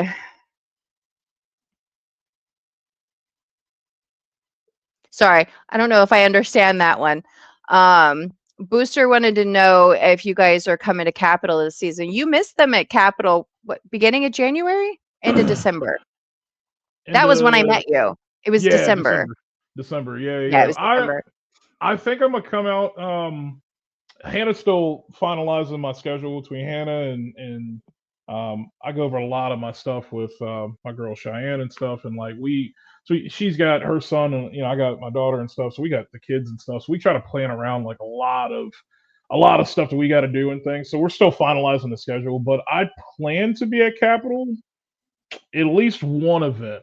There's a comp event that I learned about that they're gonna do. Okay. Um, I'll you be know, curious to see how that goes. yeah, I ain't Because gonna, that yeah, I hate the comp events with a passion. They are my least favorite thing. Now, as I say that, I understand why they're necessary. I understand why they happen. And I yeah, think because it's not like Formula Drift. Like I did go to Formula Drift when I was down in Orlando, and that's definitely a lot of fun to watch in person, hands down. sure, And yep, I did grab some video from that as a spectator because I didn't know it was actually happening while I was down there until I got down there. And so it wasn't something to where I could try to apply for media. And then I got to thinking about it. I'm like, do I really want to even try? Because some of the bigger events you actually have to either be a media outlet, which technically I could be considered depending on who's looking, or you have to be working for a media, or you have to be working for a driver to be able to have the access. yep, So I yep, just didn't even bother. And comps seem to change because sometimes you don't get enough people for the comp. everybody, there's no rule book for comps, so the comps are different like everywhere I've been. Like there's some consistency but not really, and then who's judging, and then are they doing the one more times, and I'm like, they're so exhausting from a media Yeah. perspective because you're okay, we're doing the next one, okay, we're doing the next one, okay, we're Yep. doing the next one. I'm just like, final bout would probably be the only one that I would intentionally go back to, because final bout was just so much fun, partially because they had such a huge spectator draw Yeah. that you got the spectator vibe, along with the fact that you had teams that were actually put together teams. Like Yep. that was a lot of fun to watch because shit happened. Yep. Somebody ran into somebody ran off the road. Like it was kind of cool. I know we're not supposed to be okay with that, and I know we don't want that to happen, but That happened. Yeah. it's still kind of entertaining sometimes because you go, oh, like everybody like does the thing because they hurt for the person, and the Yep. person's fine because they have a caged car. It's Yep. fine. Everybody lived, everybody survived, Yeah. Yeah. and that's why the cars are set up the way they're set up, is so that you survive the ups. 100%. Um, but yeah, most of the comps that I have been to, I have just found really, really exhausting, and they're just There. So meh. let's touch on that really quick. So Okay. I never really explained a lot of like how the AMA format is, and it's funny that we were talking about Okay. comps because that's what we got known for, weirdly enough. So Hmm. like we were all fun days and stuff like that, but we would host a mini comp at the end of Okay. the day, right? And that mini comp blew up to a different degree. We had Kenda that sponsored us at one point. We had Link that sponsored us. I mean, I was giving away 1,000, 1,500 bucks for the first place, and they trickled down. So like a driver would come out, drive all day, have a good time, Hmm. and then they compete in this mini comp. And there was so much footage. There's so many drone videos. Colby Gates, I don't know if you know him. I do know him. Colby is a He's a competitor. damn good fucking driver, man. Absolutely. Damn So, fucking good and driver. I'll never take anything away from Colby, but Colby really shined at AMA, and Colby was one of the most successful AMA comp drivers that ever did it. And Harley, I love Harley too. Harley also was an I like AMA comp Harley. driver. So like you see some of these guys like Colby and Harley and like Sergey, he competed there. Sean Murphy, shout out to Sean, I love him too. I know He Sean. he competed there. So it's like, Well, these I are, say I know Sean. I don't know Sean personally, like I know Colby, but I know yeah, who Sean is. I know who yeah. you're talking about. Yeah, he's my Jay-Z 350Z twin. That's my guy. So, but Gotcha. like a lot of these I like his people, car color. it's sick. It's really cool. A lot of these people like came from not like they came from other drift events and things like that. But when they came to AMA, they were like, what the hell's going on? Like we're having a fun day, and then like you're gonna do a competition. I'm like, yeah, we just want to throw down a top 16, have a good time. And it was a weird concept at first, and it just caught, and we've done that ever since. And I think that helped a lot of people break out of being your normal everyday just show up to a drift event, have fun with people, throw some stuff, and then go home. There was guys that uniquely, and I'm very proud to say this, there's guys that were very grassroots that ended up competing against FD drivers at AMA. Right. You got Well, guys, that was the draw with final bout was day yeah, 2. Day 2, you didn't have to have a cage, and you got to drive with everybody that was in the exactly. comp the day before. Yeah. Yeah, Simba's dope. Simba's dope, and I'm going to touch on that I here like in a second Simba. too. I We like got Simba. some stuff there, but yeah. So like Arietta, like Carlos and Gorka and all those guys. Carlos is an FD. That's my guy. He was competing with guys that just in grassroots cars, and he had a blast. Alex Licklider Yeah. competed there at AMA. He had a blast. Nate Chen competed at AMA, and I think Nate competed every one of them except for Dominion. I think is the only one he really missed. Not by his own admission. He just had some other stuff happening.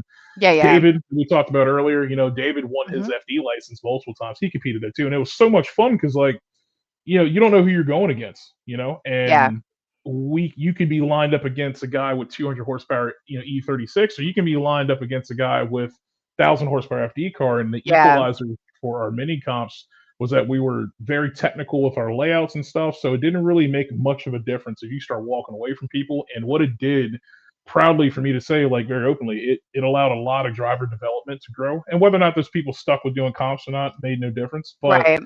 they were a lot more confident leaving out of there. So I'll leave it at that because I think you would enjoy an AMA event because it's what you like from final bout comps, but it's Okay. also what you like from normal drift event. So when I say like we did things differently, in a sense, like the vibes were always different than other things, and that's because of Mm. my mentorship from Yoshi and Brian, all these other really great people that I've got a chance to work with, and know, it made it a little different, So, and then the final Yeah. thing, for final belt, one of those other public non-announcements is that yeah, we should be there with Okay. yeah, I'm gonna say the AMA Motorsports Drift Team is back for 2026, Okay. I and like it. yeah, we're gonna announce who very soon. Yeah, Okay. it's gonna be fun. So, but yeah, we Okay. I know Simba. Simba's awesome. I've already talked to Simba and stuff about what I have going on this year, and then Yeah. Simba's the homie, and he's part of Team Brown and some other, which is a primarily black drift group in America. And shout out to them Okay. too. There's a lot of stuff. I'll go into that and maybe another podcast and stuff. But like, it's a really good group of people. And yeah, so I told Simba that we're going to be out there, so we're going to come out and support him Okay. too. So we should be a final bout this year. So Yeah. So Final Bout was interesting because Final Bout wasn't on my radar last year until right before the event happened. Because that's one of the drawbacks sometimes with Summit Point is if it's not Summit Point sanctioned, it doesn't necessarily come from Summit Point. So unless you come across it on Motorsports Reg or something hits your feed, you don't necessarily know something's happening. sure, And Ryan, as we talked about earlier, Ryan Downey, he was working the event from the Drift Nirvana side, and that was kind of a last minute thing. And usually Ryan's like, "Hey, you want to go?" I'm like, "All right, I'm down." I was like, "I don't have media for it. I applied for it, but I found out later I always sit through the driver meeting no matter what because I want to hear what's said to the drivers because it helps me when I'm in the infield as well too. It also helps me to know what they're supposed to do. I actually had that work in my favor as a passenger because we had a driver who didn't make the driver meeting like he normally does because he had an issue with the car. So he's working on the car, got the car checked but missed the meeting. Well, I was like, we went and did something. I'm like, I don't think we were supposed to do it that way. And sure enough, as soon as we came back around, the track worker was like, "So hey, bud, we're not doing it that way today." don't And he do goes, that, right? Yeah. "Oh, my bad." Oh But shit. I just got lucky enough that a couple of people hadn't shown up. I happened to be in the driver meeting, and of course, Ryan. He's like, "So hey, Dawn does media. Can we get her one of those?" And I'm like, "Oh," and I'm over here like, look, because what is his name? His name's Max, right? I think his name is Dorsey. Max. Yeah, that does. He Did did final belt drone stuff too. Okay, so is that the Max that you were talking about then? Has a Subaru Okay. WRX and everything. I'm almost No, no, sure he was no. there. So Yep. I'm talking about the media guy. So there was the media guy that was Oh. handling Final Bout. I feel like Yeah, his no. name was Max as well.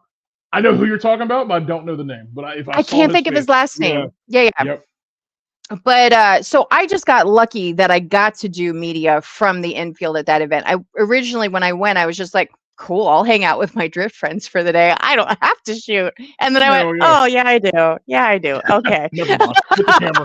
Get the Ryan camera. had Yeah, different plans. Okay. I respect that. um, Yeah, but I'm really glad that I got to have that opportunity because I want to reapply. What ended up happening was when I had applied, I was so late in the game to apply.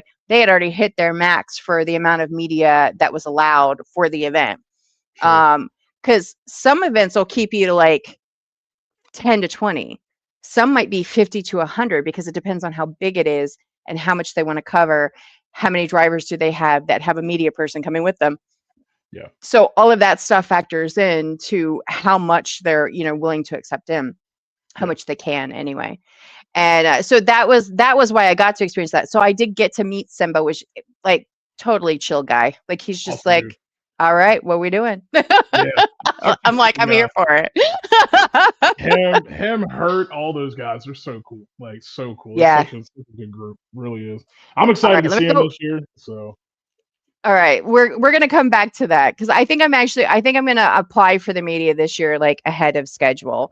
there you I'm go. trying to keep track of everything because I didn't apply for Hyperfest last year either. I went in spectator, but I went with a driver, so I was still there doing media, but I wasn't doing it like from an infield anywhere. And I think I'd like to check out the infield this year, so fingers crossed for that. There you go. Um, but we've missed a couple of things in the comments. I'm so sorry, guys, Uh, because we're chatty. Let's see. Booster wants to know, Alan, what you get into any other racing, like off-road racing, like Baja 1000 for the mid 400 or King of the Hammers? yes, yes. Okay, I'm actually best friends with AK Whitley. Shout out to AK from Chaos. I know him And too. yeah, we were supposed to go with him to King of the Hammers, but I couldn't get out of work. So I will be getting involved with some of that here soon. And some dirt racing too. So I not me, but I'm building a So dirt car. So I want in on dirt racing. That is my goal for this year. I want at least one event that involves dirt, and I want one that involves mud. One at hit up least. Hannah Okay, through I'll message Hannah. yeah, through AMA because we built a dirt car and we are now I'll make it public. We're sponsoring a dirt driver for this Okay, year. So okay, I'll leave it at that. okay. Who and all this other stuff will come later, but yes, yeah. So we'll be out Hannah's there. about to become my unintentional bestie. She's awesome. I'll tell you, she is awesome.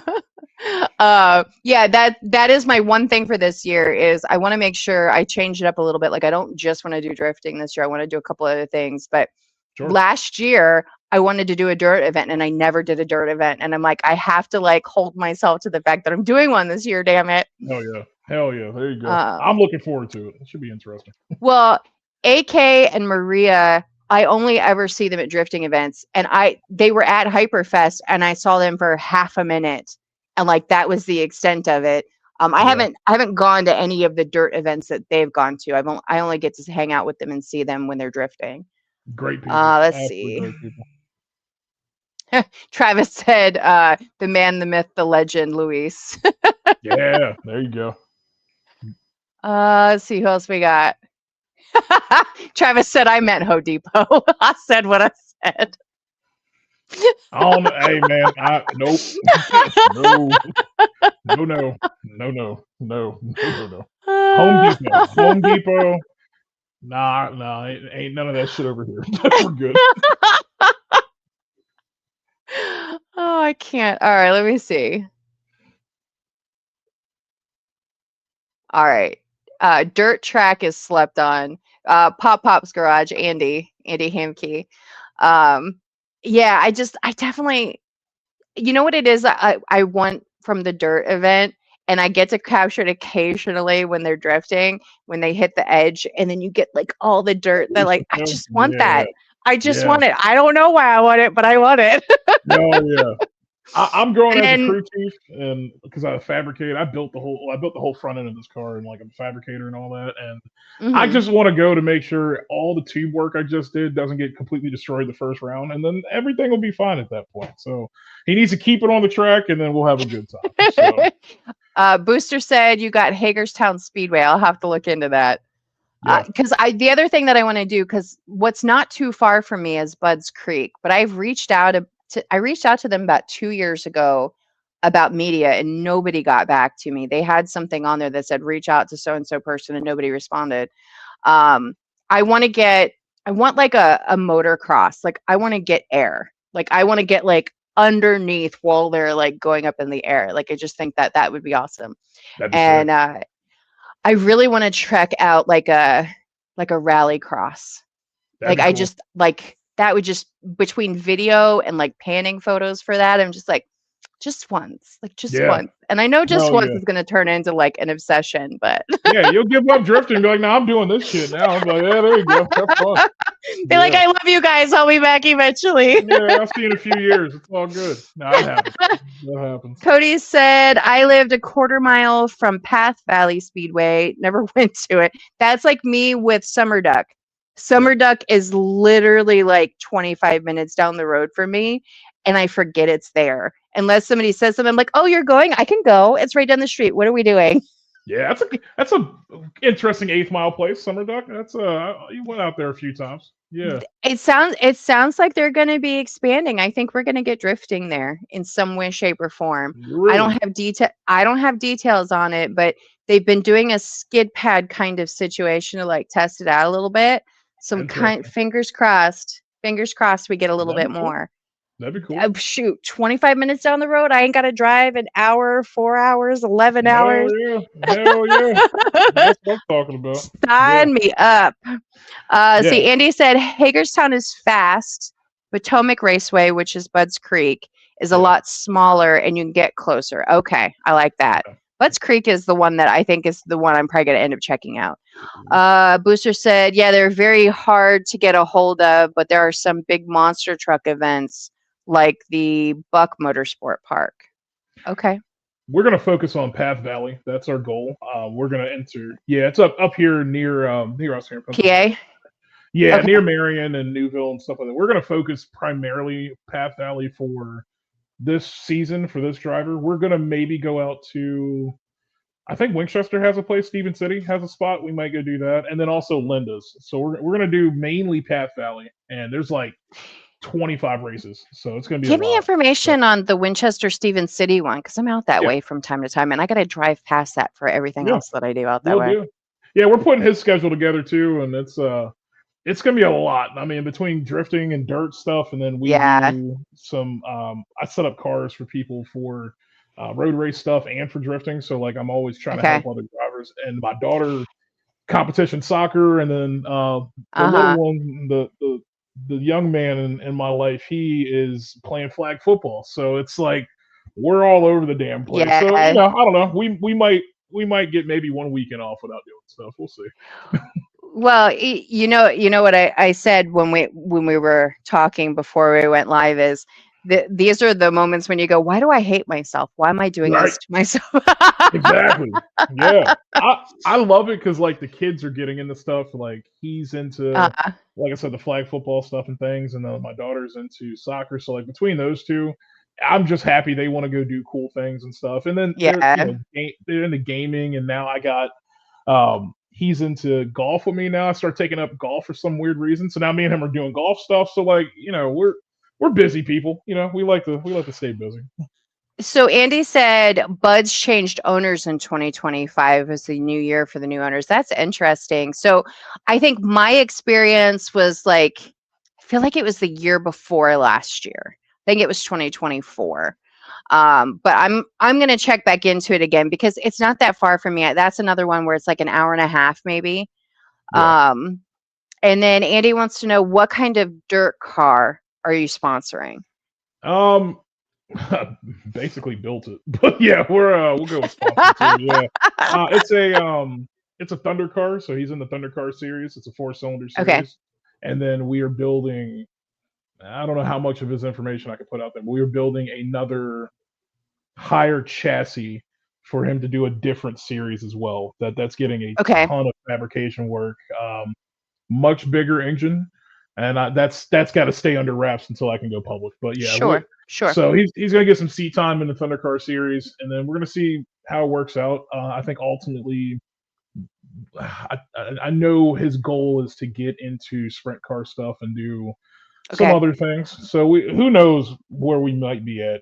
I don't know anymore. We're all over the damn place. But yeah, for right now, it's Yeah, get Thunder it. Cars, and Thunder Cars primarily are at Linda's and like Path Valley. So that's where we're going to focus a lot of his time at. So Okay. yeah, A- yeah, Andy said he sponsors two SCDRA cars.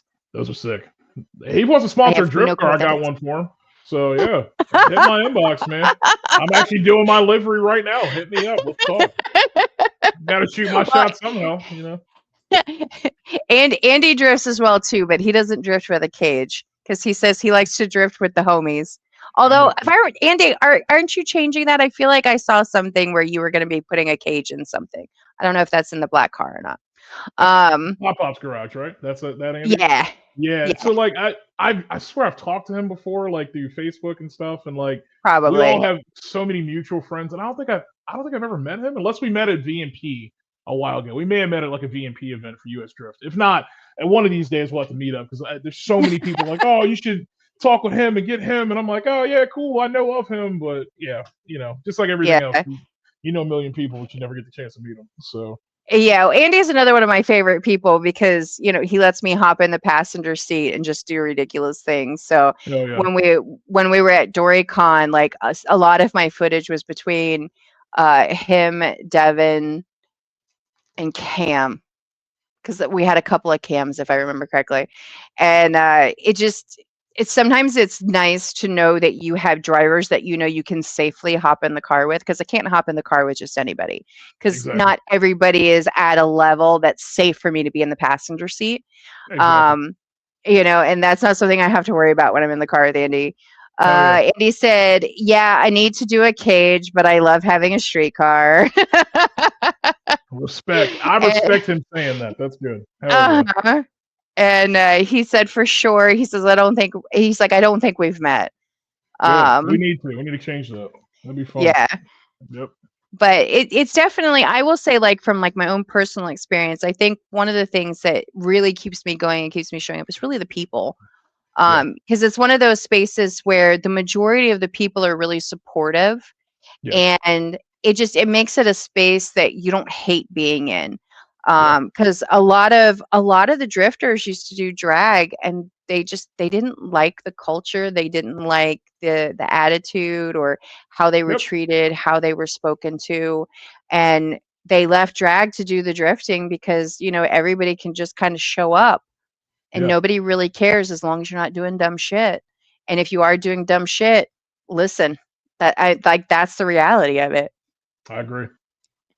So, um, I know that I'm willing to try just about anything. And I think this year I've had a lot of people ask me why I don't drift, and I can't afford it.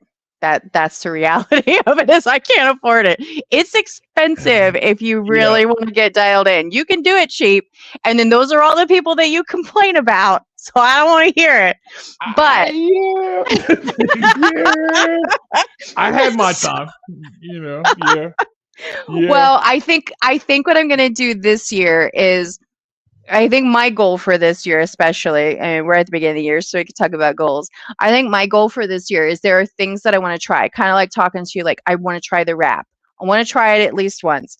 Because I do the media stuff already, all I have to do is toss a video camera on, and we can talk about it. I can promote the other person. I can get the experience. I think I'm going to do the same thing with drifting. I've had a couple of people offer me a car to Nice. practice or learn in. Um, whether that's, HPDE, or like a 101, like drift learning, whatever. And I'm Yeah. like, you know what? It's interesting, because it's one of those things where maybe I'm lacking. So my car background is just illegal street racing when I was younger. So I drive fairly well. I won't say I'm the best driver out there, but I drive fairly well. And I think I could pick it up. I don't know how long it would take me, but I think I could pick it up. And I'm like, there's no harm in, like, paying to go to one learning event, videoing it, and if I never do it again, that's fine. At least I had the Yeah. experience, and at least I can talk about it. I agree. Um, you know what I mean? And like, there's a lot of things that I could do that. Like, I could do that with road racing as well. I remember another thing I went to Ryan with, was he did one of those, what are they called? The enduro road racing kind of things at Dominion. So there was just Yep. like a team of 5 of them, and they just swapped out between 2 cars, and they kept running. And do you know how hard it is to make road racing look sexy? Like, it is not easy. It's I just believe not it. easy.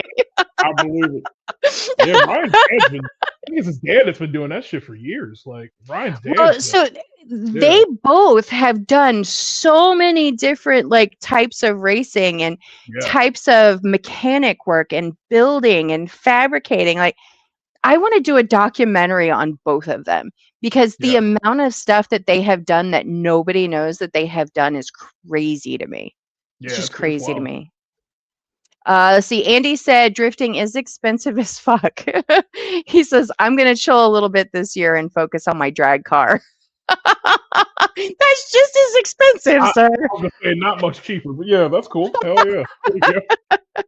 Well, I was gonna say real quick before you go further. Like, luckily for you, there's so many like ways for you to learn if you want to get into drifting. I know we touched on it a little bit, but I have my own thing. I'm starting this year for. I hate saying the word like instructing, because like putting a word like It's instructor fair. behind, it Yeah, gives you a level of responsibility that you have to own up to. But sure. like I'm gonna have private like school day of like 10 drivers and 10 people that want Okay. to learn.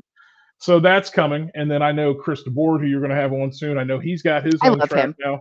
He's awesome, right? And I know he's going to do his own He thing. So he's one of those guys, like, his personality just makes my heart happy. yeah, he's amazing. 'Cause I love Chris. he's such a vibe as a human. He He's is. such a vibe, and he had stuff happen that he very much handled with grace, which was really impressive to me.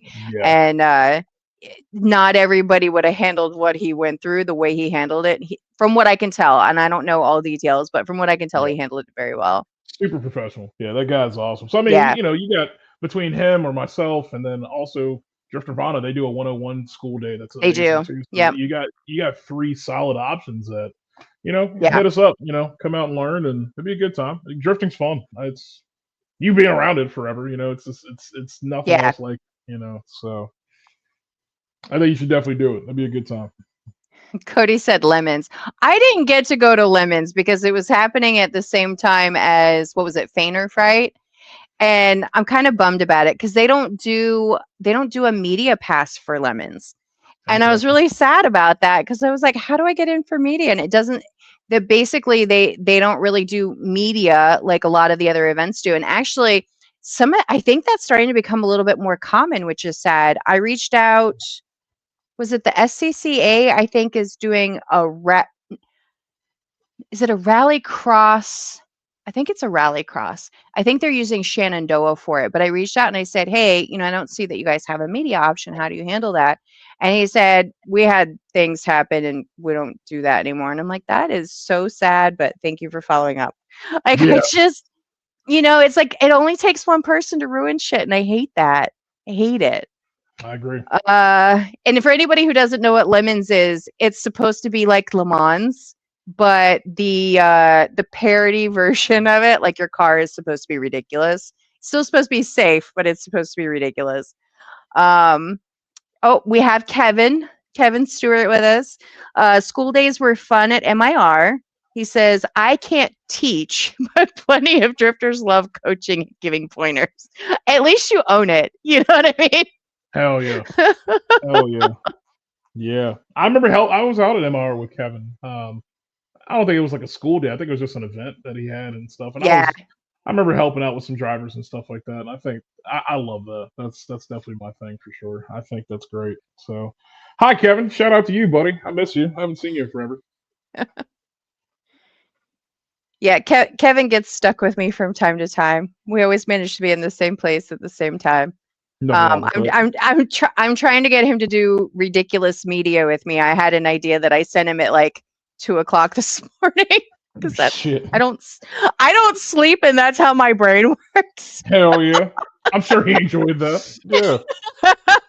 And I'm like, "Are you in?" And he's only loved it so far, so I don't know if he's in. Probably half awake, still trying to remember what the hell you said at that point. That's it. Oh my goodness. Hell yeah. Well, the media stuff is one of those things where sometimes you shoot because you're going to be sending it to somebody and all they want is they just want the final outcome. They don't need you to put like a social media anything together. And then sometimes like when you do the creative thing, like you kind of just want to do the creative thing, and sometimes you want to do the funny creative thing or the cinematic creative thing. And I suck at the cinematography stuff. I'm not good at it. I own it. Now, could I get better at it? Maybe. Do I want to? Everybody else does it. You know what I mean? So it's like Right. sometimes it's just like you don't want to do the thing that everybody does. Like you want to do something that looks different. Sure. And sometimes that's hard. Like even with the drifting, like there's only so many places you can put a camera and hope the camera makes it back. Like it just Yeah, you're not wrong. Yeah, I see because people sometimes the camera doesn't make it back. trust some really expensive equipment on cars. I'm like, good luck with that shit. I wouldn't be doing that if that was me. Well, So, it's funny. Like I don't trust suction cups. And I know there are some that are very well built and very well made, but I don't trust them. And when Paul and I were talking, we kind of talked about it because he'll use a suction cup on the inside. He's terrified to use one on the outside. But don't what a blame lot him. of people will do with the suction cups is they tether. So they'll attach the cameras somewhere else on the car with a cable. so that if it makes a break for it, they don't necessarily lose it to the ground. It still might get damaged by hitting the car in some way, shape, or form, but they're less likely to like lose the whole camera. That's Uh, smart. I like magnets and clamps. Like you can like really lock them down, and it's really those are the things that I've trusted the most. That or holding it. I would much rather and like Summit Point hates it. Like they don't want you to have anything like on a selfie stick. But how I handle some of like the really fun footage that I have, I can get at the smaller tracks. At some point in time, like I almost want to put a waiver together to be like, look, I want to do the thing. I know the risk. Can we sign this? Right, right. But Yeah. so what I do is I actually put a clamp on the base of the selfie stick so I can hold the base of it with this hand and then I can hold the selfie stick here. With the 360 camera, I can get all the way out in front of the other car if we're doing a tandem, or I can pull it in so that I can have it like on the driver and still have whatever's happening at the window without having it out the window. That's crazy. So like there's a lot of things that can be done, and most of my best work is actually from the passenger seat. And that's the thing I like doing the most, but I can't do everything at every track. And depending on the event, depends on if I can get tandems, because there's literally no point in me passengering if there's no tandem happening, because social media doesn't care. They only want to see the action. Yeah. Um, so it's like that's where that balance comes in, because it's like, sure, I can hop in, but what am I doing with the footage if somebody's not paying me to hop in the passenger seat if it's just a single car? Right. Like Andy just commented, I'll get to that in a second, but with I hopped in with Andy while we were at Dominion for the one drift event that I made it to for Dominion this year. And like I had the 360 cameras, so like I could do kind of fun things with it, but it was just him and me in the car. Now he liked it because he could see all his hand movement from one of the ones that I did, because I could do the whole like wide view. But I Yeah. mean, outside of that, like nobody really cared that I put it together. You know what I mean? Like it Yeah. wasn't the slow drift tire and smoke all close up. And I'm just like, Yep. but guys, we keep doing that. I Yeah. know 2,000 people like it, but I'm so tired of looking at it. It's fun though. So tired of That's looking at it. tandem's definitely a party. That's for sure. Oh, I love tandems. Andy said, "Are the AMA Panthera events going to have media passes? I've never been." Well, sir, we talked about that at the beginning of this segment, and you missed it because you were late to the party. Yeah. We can readdress it. At the moment, Okay. things are applications for media and stuff is on a pause at the moment for some information. We got to figure some stuff out just to cover it super fast. And we'll address that on the AMA Facebook page and stuff on what could be occurring and stuff. So I don't want to go too far down that rabbit hole, but I will say, regardless of anything, yeah, there should be media if everything works out the way it needs to work out. I can't tell you how much or anything. That's not my decision. That's a decision that solely relies on Hannah and insurances. And again, the problem with a facility like this is that it's not spectator friendly and it's not people friendly. There will never Yeah. be spectators at that event series ever. It can't happen. We won't have it happen. So it's very driver only. And there won't be a million people for media. So it's going to be very selective of who gets chosen, not because we want to do it that way, because we have to do it that way to keep everybody Yeah. safe. If somebody goes off and there's nowhere to protect people, so we have to build Yeah. our own protection there.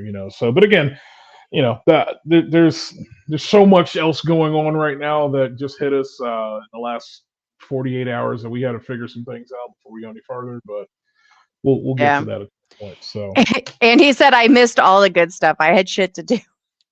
it happens. That happens.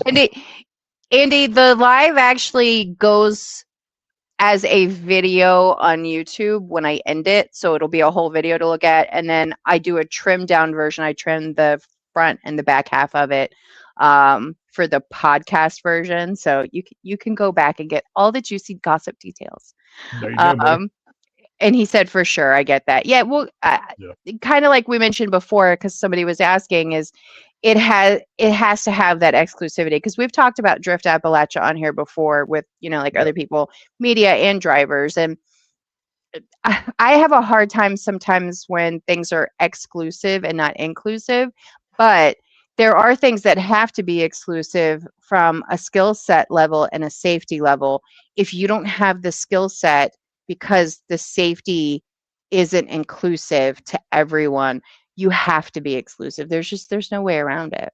yeah, yeah. It's I don't want anybody hurt. We've Yeah. never been like that. Even to our Shenandoah days, safety, Yeah. EMS, all that stuff is priority one for us. I don't. Again, Sure. I'm not a host that gives a shit about money. I don't. I lost. I'll be transparent with everybody here, including yourself. I've never made money from a drift event. Period. I believe that, actually. I believe that Yeah, a lot of the people that I have talked to that have hosted stopped hosting because yeah. they were losing money. Not I because lost they were tons. breaking even, but because they were losing money. Yeah, I'll be transparent. The last one we just did, even there, I lost a couple $1,000. I Yeah. mean, it is what it Well, is. yeah, because what most people don't realize is that to host the event, you already know how much you have to pay the track. That's not any other expenses included. Like if you have a staff and whatever you have to set up and pay for. Exactly. And if is the track covering your EMS, or do you have to cover your EMS? And so a lot of times you've paid for it before anybody decided whether they were showing up or not. So yeah, I Exactly. understand completely. And actually that's what Kevin just said. He said it's a struggle. Absolutely. And Kevin knows firsthand. Again, he's Mhm. OG AMA as well, and he knows that even we can go back to the Shenandoah days where we had I think a total of 250 people there for spectating and 50 drivers, and all the money made after staff got taken care of and stuff went back to drivers. Like we were just talking about, Yeah. beginning of this. If you came out and spent $100 to drive AMA that day, you got entered in the comp for free. Didn't have to pay anything extra, Yeah. and won $1,500. It didn't come from Shenandoah. It Yeah. came from us. It came out of my pocket. Yeah. And same thing with Dominion and stuff. So, but I don't do it to try to make a profit, to try to quit my day job and any of that stuff. I do it strictly because I want the community to grow. And why not? There's so many other, I don't want to say everybody's not doing it. There's a lot of hosts I know that do make really good money from doing stuff like that. Sure.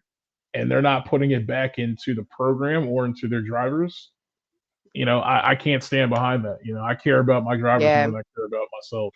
So that's a flaw I have, but I love it. So it's just one of them I things. get that. I get that. I was talking to a gentleman and his name escapes me at the moment, but I checked out one different event at Shenandoah. I think it was the year before last, where it was like the legends and like the little cars, and it just like a NASCAR style oval situation. They're Yeah. just going around and around in a circle. I probably won't ever do that again, just so we're all clear. Unless they're just like really cool cars that I want to take photos of. Like it's kind of like what some of the comps have been for me. It's just boring just Yeah. to like be standing there going around and around in the circle, which I think is why drifting has always been so appealing, is there's something actionable visually to look Yeah. at. And you know what especially if you've been in the passenger seat, you know what the skill set looks like too. Yeah. Um, but that one was a little tougher for me. I did it. I edited photos after. I had video, but again, it's hard to make it look sexy. And that's what social media wants. They want the cool thing that happened. They want something that like makes them want to drool over it, whatever.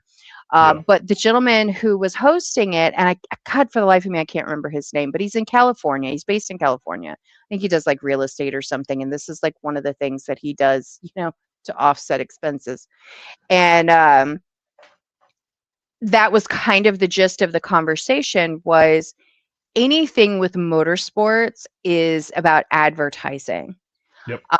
You're spending the money there to advertise so that you can potentially make that money in sales somewhere else. It's not the event that's making you the money.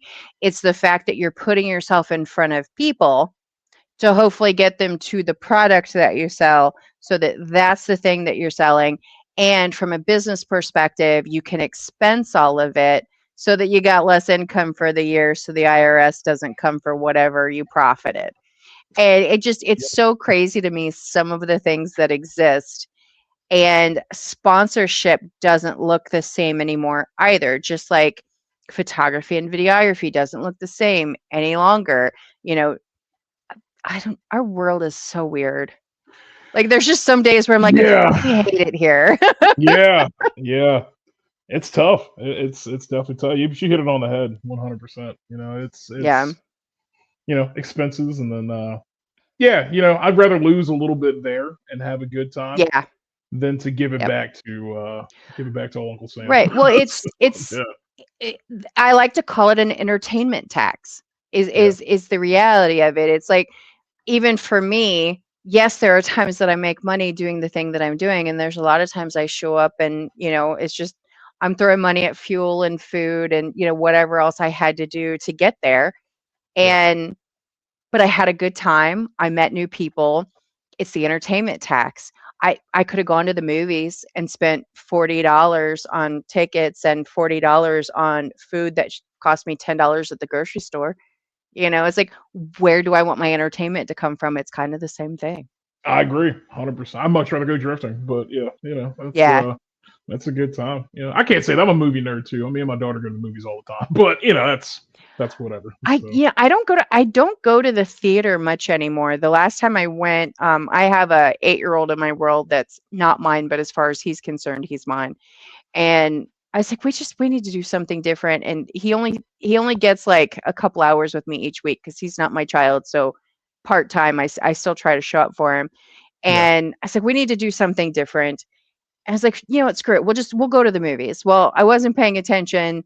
The good time to go was the IMAX version. So I got to pay extra for that.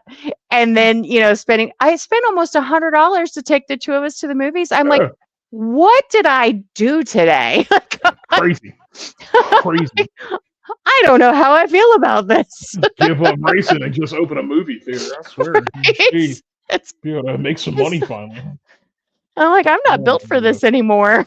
yeah, no, I'm with you. Yeah, it's we had a point where I wasn't drifting and like we weren't focused on hosting, and we went to the movies. I think every weekend over the summer, Yeah. me and her, and then I think a few times the younger one he wanted to go, and then my girlfriend stuff like that she came, but like it was cool to just go see all different stuff. And then I look back and I was like, holy shit, that was a lot of damn money that we spent out in like a Yeah, small time frame. exactly. It's Exactly. okay. Andy's It's gonna go ever somewhere. Andy said yeah, Andy said everything is so expensive. Amen to that. Yeah, It's funny, like, I don't mind going to the movies, but I have found that as I've gotten older, because apparently I'm old, as I have gotten older, I don't mind spending my money at the movie theater, but it has to be a movie I'm willing to spend my money on at the theater. yeah, And I think I've said this on here before. My family, so my friends that are like family, we have a running history of, anytime a Fast and the Furious movie comes out, it has to be watched in the theater. It cannot be watched the first time at home. We all have to go. I don't care if I have to go twice because this portion of the group couldn't go on that day. I will pay for it to go twice. And I respect that. so that's one of the things that we do. Hi River. Um, that's one of the things that, we usually do. And we know the movies are ridiculous. They're meant to be ridiculous, because Yeah, somebody gave me shit about that one time. They're like, Dawn. And I'm like, don't start with me. It's tradition. We always go. we're gonna go broke doing this. It's fine. Yeah, no, We're I'm with you. going, damn it. Uh, I'm with you. I'm with We're you. going. And so like that's like the one tradition that has to happen like every time one comes out. And the worst part is I'm now in the theater going, stop it. Because like the next thing they do is so ridiculous. Like it's just not even like physics. Yeah, Like it's I, not even physics anymore. I don't even know which one I stopped watching. I stopped watching them like a while ago, and I saw like cars flying through space and shit. I'm like, what in the fuck? What is this? Yeah, I'm good. I'm not watching this shit. I'm okay. I can't go drift in space, so I can't relate to this shit. So yeah, no, yeah. It's been some years for me for any Fast and the Furious franchise. So I'm good. Yeah, I think I'm so Yeah, stuck on YouTube. I don't. Everything now is like YouTube, everything, and yeah, I'm always trying to learn new stuff. So I'm always taking different classes and shit, like IT same. stuff, and you know what I mean. So if I get time from not doing a million things a day, then yeah, maybe I'll go watch some weird ass shit about cars flying through space or something. So yeah, cool to I me. do the same. I do the same thing. YouTube University and Google search. That's it. That's it. That's Keep most that of brain my moving. day. That's That it. is most of my day. Because, oh, my Google Home is talking to me because I said Let's see. Google It's out loud. already ready. It's about to learn new things right now. That's crazy. I'm That's doing crazy. great. I'm like, who's talking to me? What the hell's happening over here? Yeah. Yeah, and I think too, like my day job, being a director at Ford, like we're always tasked to like continuously train and learn new things. And there's Mm-hmm. so much shit, I gotta know for that. And then I also build cars for RTR. Like I'm a RTR installer and supplier for Okay. my own place at AMA, and we're doing RTR stuff, and then like I got to know their install procedures, and then I'm like, oh shit, I got to retest for ASE certifications, and there's never a Yeah. day where I can just sit back and I relax. My relaxed day is when I'm not doing a million things, and I'm like, I'm bored. I Yeah. need to go do something. So I don't know. Maybe in a I few years, maybe that'll change. I talk about that. Oh, we got Lewis the goat in the chat. Welcome, Lewis. I love Lewis. Good Although dude. he managed to blow his car up finally at DOD. I got one run and I'm Oh, like, where's Lewis? Like I oh never shit. saw him again. Oh And shit. I didn't apparently know he that. finally blew the car up. Damn. I didn't know it blew up. That's crazy. Oh shit. That Well, LS has I mean, lasted forever though, right? It's been I was gonna years. say let's Yeah. be honest. Let's Yeah. be honest. Lewis It, has it been making sure it keeps going. it didn't owe him anything at this point. He's got the life out of it for He sure. got what he paid for it, right? That's right. That's right. He's a good dad too. He's a hell of a driver too. That's for sure. He's amazing. Oh So yeah. yeah. Yeah, absolutely. Well, Lewis is probably one of the not the first drifters that I met when I started going to the events, but I got to know him when I met Dylan. And I need Dylan to drive again this year. Dylan McGumber. He stripped his Nissan down, and I was like, "Oh, dude, you went for it."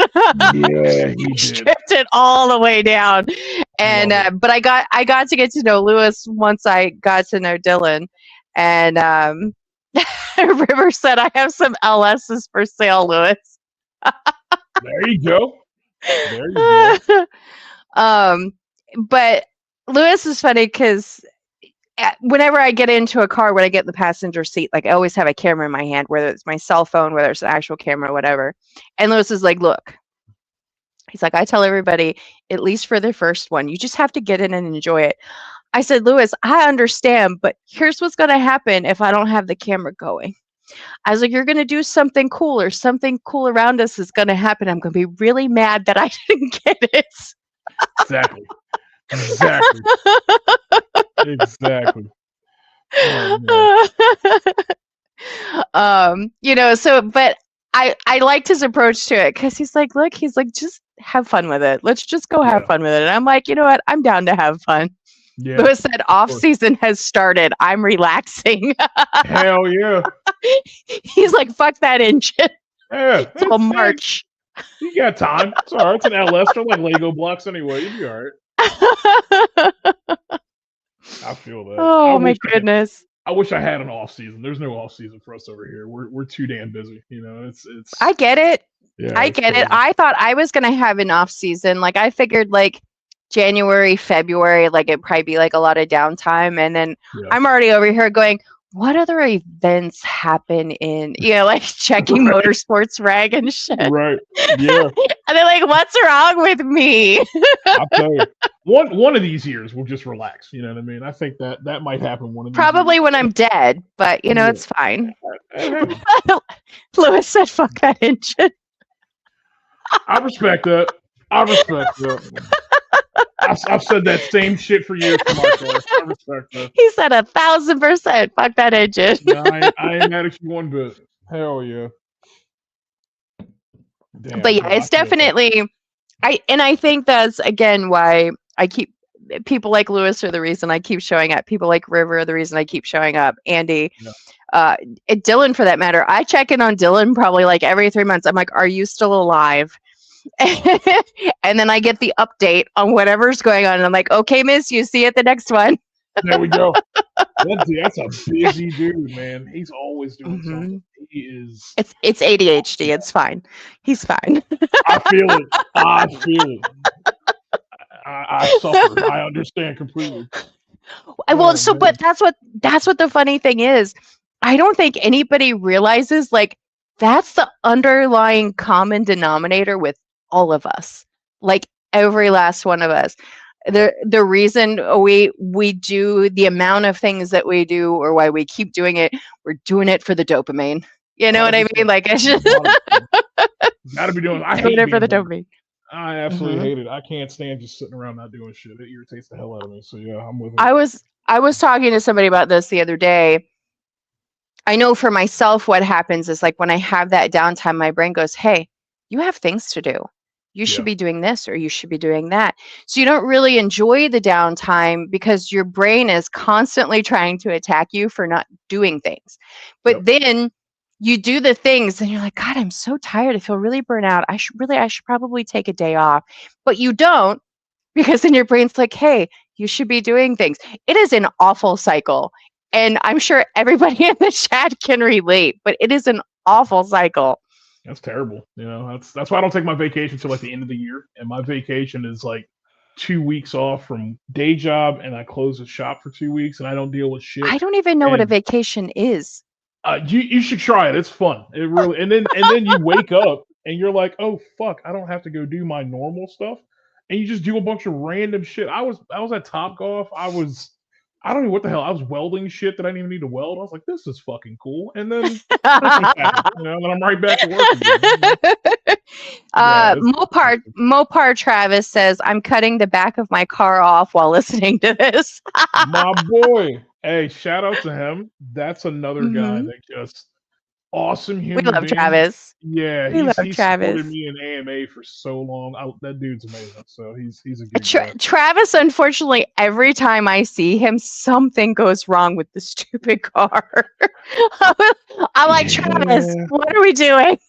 yeah, but he's consistent with that thing though. He won't give it up, and I Yeah. respect that. I love it. I Well, really do. but I think there is something to the fact, and Travis, you can chime in if you want.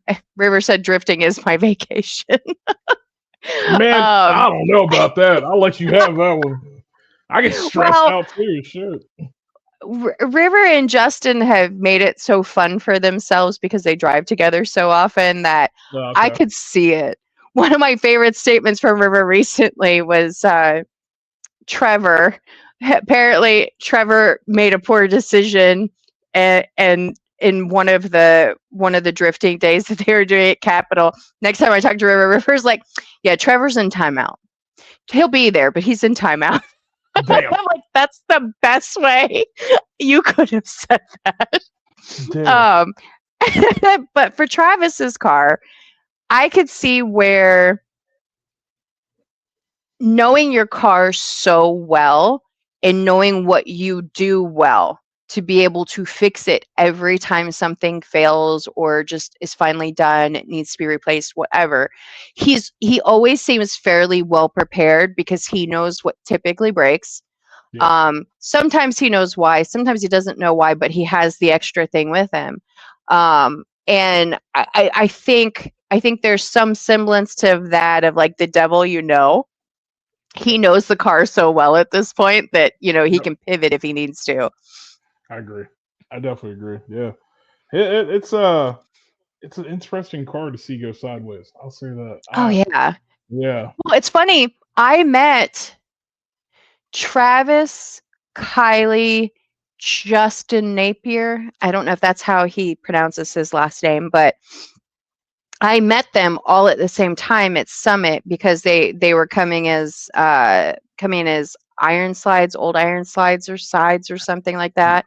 Okay. Yeah. And so basically, because they all had very similar cars, there was another gentleman, the one with the truck. I can't think of his name off the top of my head. Love his truck. Um, Travis said he said had it for 20 years this August. That's how long he's had that car. My man. Hell yeah. Hell yeah. But so like I got to meet them kind of like all in one shot, which was kind of cool because you look at Travis and then you look at Kylie's cars and you're like, it's the same car, but it's not the same car. And then Justin has a Monte Carlo, but his car is very dialed in as if it were like almost like a NASCAR car, like with the seats. You have to get in and out through the windows. You can't get in and out through the doors. I wasn't even sure I was going to accomplish that, but I did get in and out of the car. Respect it. I respect it. David, that's who it was. David Luffill. He had the truck. Like he's just got one of like those sexy patinaed old school trucks. Like when you see it, you're like, fuck yeah, sling it. Like when you see him. Drift Week, I think I saw his truck. Yeah, at some point during one of their Drift Week stops or something. Yeah. Yeah, cool. Well, so I don't remember if it was Faint or Fright was the first round when I met everybody like last year. But yeah, Old Iron Slides is what it was. They were just kind of like collectively coming together. Brian Brewington, they like everybody was like all in one spot, and then everybody ran. Like it was really great. That's actually, interestingly enough, it's probably a toss up between that video and my final bout video of Jimmy O. What is his team? Oh, Front Street. Yeah, Jeff Stonebeck and all those. So those two videos, I think, are my highest viewed, highest interaction. I think that the video with Travis, Kylie, and Justin had something like 11,000 likes or something on it. Like it's a ridiculous number. But it was just one of those things where because you don't see those vehicles drifting often, it was just like everybody's like, fuck yeah. You're like, muscle car, old car. You know? That's unique. That's for sure. I don't get how the hell they swing those damn things around. It's so crazy. Big sedans and shit, and I see them. I'm like, it's literally a yacht with wheels. Like, there's no damn way I'm sliding. Yeah, it's crazy. A land boat, essentially. Absolutely. It's just like swinging a boat. And Travis, was it you who did the burnout pit at Hyperfest? You did the burnout pit and hit the wall, if I remember correctly, with the rear end. Like that rear end has taken so much damage at this point. I'm looking at that video. I'm doing that. Oh shit, that's cool shit. Well, that's just, I mean, I just respect it because there's no way I'm driving something that long and that big and doing what they do. Hats off to them. There's no way. I'm good. I'm a big dude with small cars. I'd rather just drive that shit. I'm not doing that. Oh my God. It's definitely interesting, especially like if they're close to a wall in some way, shape, or form. Like there's part of you that's like, you're waiting for it. You're like, nope, they made it. Yeah. Like wall riding a fucking 14-foot long car is insane, or 18 feet, however long it is. Yeah, crazy. Shout out to those guys. Travis said it's all the fun. He says, I've tapped a few walls. It happens. Absolutely. It happens to everybody. And and honestly, even for Hyperfest, the burnout pit for Hyperfest, Brandon with Jenny the Boat, he did the burnout pit for that adventure as well too. And I'm like, again, I don't think you realize how small this is, the burnout pit, by comparison to the size of how long those vehicles are. And you're just like, okay, so Travis is 17 foot.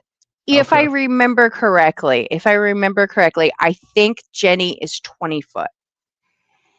I think, because I remember talking. We were talking to Kylie at one point in time, and the links were very similar, but he was just barely a little bit longer. So I think he's a little closer to 20 foot, but I'll have to double check with him. He's one I should bring on for a live so he can talk about Jenny the Boat. Like I really should. He's one I definitely need to bring on.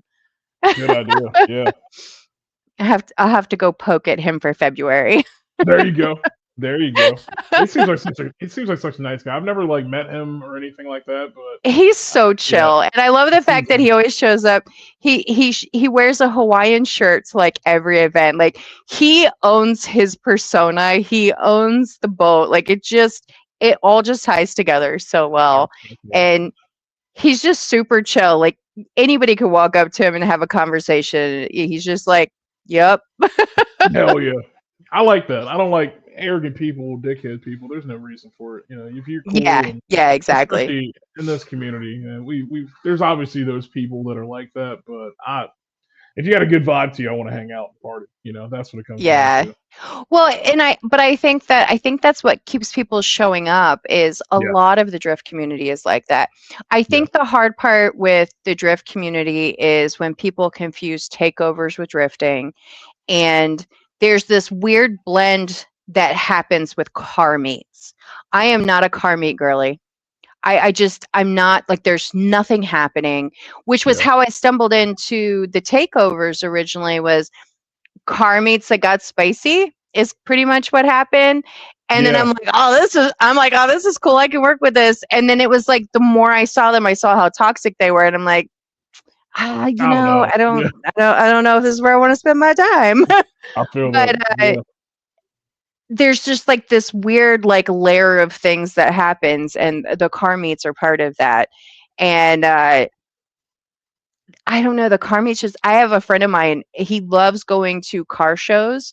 And he has his own YouTube channel. He does garage style stuff, and I've gone to a couple and I'm like, I love you so much, but I can't do this. you're right. Yeah, Because I'm like, I have done a lap, I have done a loop. Can we go? Or we can go now, right? Okay. I drove separately. I will meet you at the restaurant for lunch. Like yeah, it's just yeah. like I'm with you. I don't want to. I don't want to photograph a car sitting beside another car. If I Yeah, can photograph a car on its own, sure. Especially if it's unique. Like we were talking about unique. That's also one of the things that I like about the party cars and the ship boxes is because some of the stuff that they do to these cars is so ridiculous. Like it speaks to my soul for some reason. There is one gentleman, and I can't think of his name off the top of my head. It starts with an A, and his Instagram is ridiculous. It's like I love lot lizards or something. And whoa, I know whoa. All right, some of these Instagram handles, that's but all he right. has this ridiculous setup, and it I can't remember if he's got I can't remember what he has, and I'm not even going to misspeak on it, but it has a ridiculous paint job. It has fur on the dash. It has fur on the ceiling. It has fur on the steering wheel. It has ridiculous things hanging from like the rear view. I shot him when we had snow last year for one of the private events that I went to. And he eventually had this weird long exhaust coming out of the back of it. And I'm just like, I want to know what you would do if you had money. You know what I mean? Like I just Right. like if he just had an unlimited budget, I would love to know what he would do with it because it was just so amazingly ridiculous that I Yeah. love it. It's one of my favorites. Not because of the driving and the drifting, but it's just such a ridiculous The car. creative part of it. Yeah. No, I respect that. Yes, Yeah, I yes. respect that. But it it kind of also goes to I appreciate supercars. I do. Like I appreciate them and what they can do and what they can accomplish, but they feel like a dime a dozen because they're all manufactured the same way for the most part and they all look the same. I would much rather I would much rather photograph a Travis or a Kylie where they have this old school car that has weird adaptations or modifications or a funky paint job or whatever it is. I don't care. I'm way more interested in that than I am in like a current supercar that is the same color red, every Corvette that's the same color and the same setup. Like, Yeah, I respect that. okay, it's like it's great that you had the money to go buy the expensive car, but what makes it special other than the fact that it has all the setup? Now, Right. you take the older thing and give it all the things the supercar has, sign me up. I want to know about it. You know what I Yeah. mean? Like it's just that level of creativity and process is I think what I appreciate the most about some car people, like they just like the things they come up with. And I am not technical enough with cars. Like I always love when the guys are like, yeah, the E34 with the blah blah blah engine and the hydro whatever, and I'm like, I love you so much that you think I know what you're talking about right now. Yeah, that's us for sure. I feel that.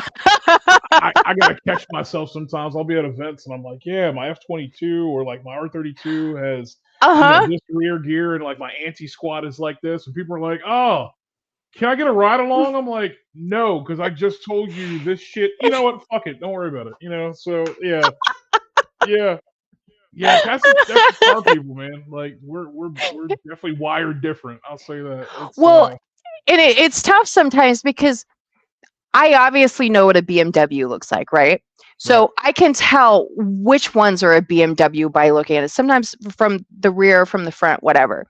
I don't know the difference between an E34 and an E36. And my favorite thing is they're like, yeah, the silver E36 with the blah blah blah swap, whether it's an LS swap or whatever it is. And I'm like, again, what does it look like? right. It's silver. Yeah, that's great. That's great. Yeah, Does it have anything on the windows? Is it missing a bumper? Like, I need to know what it looks like. yeah. Associated with something. Yeah, no, yeah. I'm with that. See, again, that goes back to unique cars, right? So, like, if you go to a drift event, and how many F22s are you seeing? My Yeah. style BMW. How many Skylines are you seeing, right? Or like Chris Hmm. DeVore's sedan G35. You're not seeing a Yep. shit ton of those. So it's like, I think that's what makes drifting also so cool, and is regardless of your level of where you get to, there's Yeah. still such a creative mindset that kicks in that you don't want to be. It's so cookie cutter. I mean, there's only so much you can do for Yeah. a car before it looks like something else. But that's what I respect, regardless if you're grassroots, pro am, pro, FD, DMAC, wherever the hell D1 makes no difference. Even D1 Sure. cars, like my inspiration for building drift cars comes from that early 2000s, like JDM stuff with D1 and stuff like that. So I love cars that are functional, but they look incredibly low, big wide body kits, things like that. That's just what I grew up to love about drifting, and that does separate me from somebody else at that point. So it's Yeah. everyone's got their own flavor, but I could, I love when I go to an event and I'm like, oh shit, there's Jimmy because he's got this, or there's me because I Uh-huh. got this, So Yeah. yeah, no, yeah, I feel it though. But the technical side of shit, like I'm like that all the time. Like I could talk for hours about why my car's doing what it's doing, and Uh-huh. some people get it, some people don't, and I'm like, okay, cool, all right, I'm gonna go drive. The the hard part is I am always happy to learn, right? Like I'm Right, always happy to learn, but that like you can't always learn in every space. Like you don't right, have the time to learn it, which I think is why I want to take a different approach this year with the like doing more of like the vlogging portion and talking to people is, right. you know, you don't know what you don't know until somebody mentions it. And I love the aspect of learning about people, which is kind of like what I mentioned about Ryan. Like him and his dad are a whole ass documentary of like motorsports history. They Yes, really are. yep, And but nobody knows that unless you're fortunate enough to be close enough to them to be able to have that time to have those conversations. Nobody knows that. I agree. And that's why I think my approach is gonna be a little different this year, which is tough because when I go to the track, I'm like, must capture everything, like Right, you're right. like you're trying to get video and photos of everything that goes past you the entire time. And I went, wait, I didn't get any B-roll. I didn't take any photos of people. Damn it. Next time. Yeah, And next yeah, time. yeah. I think that's a good approach. Yeah, and you're right. They do have a crazy story, and me being They fortunate enough really to be with do. them for such a long time, and I was Yeah. around way back there when I was a teenager and stuff. Like the shit that I saw from like the Nissan, and then like Ryan had I think it was a 280Z, or no, a 300ZX, his green one, way back in the day. It used to be a different color. I Hmm. think even before it was green. Like he was road racing that damn thing and then going to drift it. So it's Yeah. cool. Talented family, very Oh talented yeah. family. So 100%. 100%. yeah, Well, they're both the type of people where you can explain what's happening with your car very generically, and they'll be like you can tell they're processing, and they probably already know the answer to solve your yeah, problem. Exactly. Like, Exactly. I wish I had that superpower, sir. It's it's not all it's cracked up to be. That shit sucks because then you get phone calls from people. Alan, my car's doing this whooshy noise. What the hell is it? I don't fucking know. I'm not in front of it. You know? Yeah. Yeah. Well, and Never then ever touch there's a lot of anything good. yeah. Well, and then there's times where like when we're talking about like what the cars look like Travis, the other Travis, talking about changing up the color of the car. There was Right. one event that I was at. I finally met Devin, so another one, Yo Hot Boy on Instagram. I'm just Okay. like you guys in these Instagrams. I can't.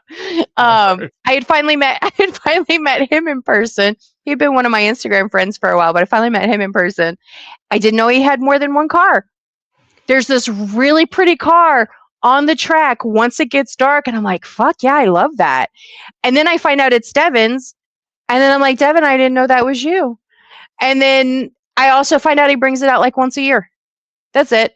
Like that's the baby. It comes out maybe once a year if you're lucky. And I'm like, can you call me next year and just let me Yeah, put me on the schedule. I want to see it. Hell yeah. Hell yeah.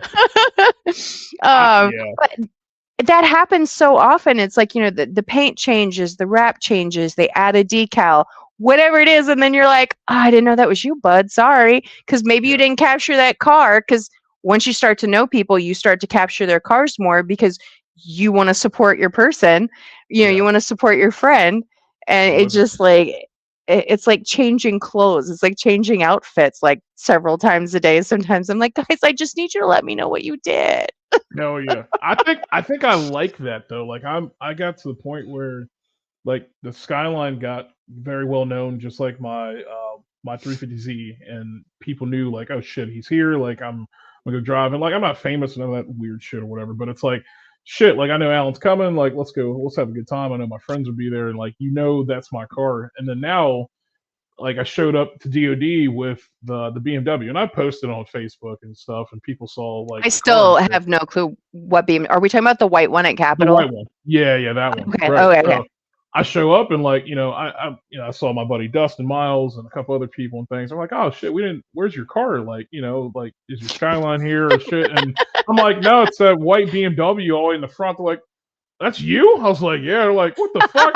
So it's like I like that shit too, because it's like, I don't really I love showing up and not everybody knowing like, oh hey, that's him in a different car and stuff. Plus it also challenges me to drive different stuff. I got five Sure. different drift cars Sure. going at any point, and I want to be able to hop in all five of them and go do different style of driving. So Yeah. it's cool. It's cool. But I don't know, when I pop out and I got my helmet on and stuff and it says AMA everywhere, I guess they'll figure it out at that point. So Well, and it was interesting bumping into you at Capitol because obviously I knew your name because I had seen it with all the Pantera stuff that had come out, once it came out, because I yeah, didn't know who you were prior to that. And then when you said, I'm like, oh, I know who you are. I didn't know who you were standing in front of me, but I was like, oh, I yeah, know who you yeah, are. That's fine. yeah. I like that though. I don't want to just that ghost. You know what I mean? And it's cool. Like, and I think talking about that, like, since we dropped all the stuff about Pantera and like the media that came from it, it got us a lot of different eyes from different people that didn't know us, and then some of the people that have known us, from Shenandoah days, Dominion days, and just us driving at different places. Like, oh shit, Allen and AMA is like coming back with different stuff. It's really Right. cool. Is we got like a different crowd that we didn't have before, and then we still got our OG crowd that we did have. So it's always Okay. fun, seeing comments and people are like, damn man, is this like a new thing? And we're like, nah, we've been around a long time. We just pop in and pop out, so. And Yeah, capital's interesting. That was it is interesting. I was It's I definitely was interesting. not feeling it that day. Yeah, my Well, let's be honest though. You picked an ice day it was a essentially to show terrible time. off. Yes, no, yeah, it's not. And again, the car's still like, so we're working with different companies for like development. Like I just worked with Okay. a new suspension company that just built me a different angle kit. So now we're offering their Okay. stuff here stateside. I got shout out to TDMI. They made Oh, me I know them. Yeah, they made me custom coilovers for my car, and we're in development for some other stuff with that car and stuff. So like I have so much research and development stuff going on with the car and things. Like when I show up to like Capital, even like a DoD, I wasn't there for like picks or any of that shit. I was just there to test the car and like have a good time. And Right, right. DoD was awesome. I went through like 10 tires of DoD, so that was cool. So I knew like the car Yeah. could do things, but oh my god, like Capital is just I want to say Capital, like that event for me was just different, and Yeah. I'm used to going to like events like my own stuff or like Summit or Chris's events or E Town, whatever, and like I'll be transparent with you. I've never in a driver's meeting, and I'm so glad I'm saying this because like this shit blew my mind.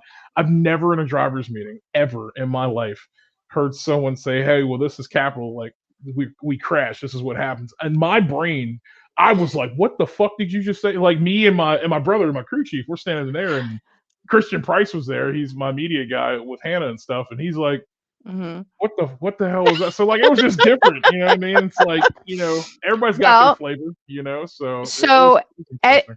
Ethan just joined. He was one of the drivers there. Yeah, River, yeah. who was talking earlier, he's one of the driver. He usually drives there. Yeah, yeah. And I mentioned Justin. Well, they're both working on upgrading their cars at the moment. Sick. Just Justin had this like sad looking Lexus IS, and Okay. like I don't even know how the doors opened. Like the car is just impressive. But Hell yeah. he had a new chassis. He had a chassis waiting for the engine that was in this particular one, and that's what he's working on in the off time.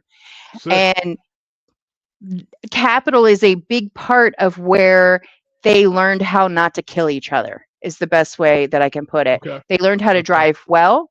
They learned what hitting a wall felt like. So Yes. that's kind of what they mean by it's Capital. Of course, you're going to Yeah. crash. It's a tight course. It's a small course. I like it from a media perspective because I can capture so much from like one position. Sure. Um, he said, Ethan says, no, we don't crash at Capital, never ever. So Yeah.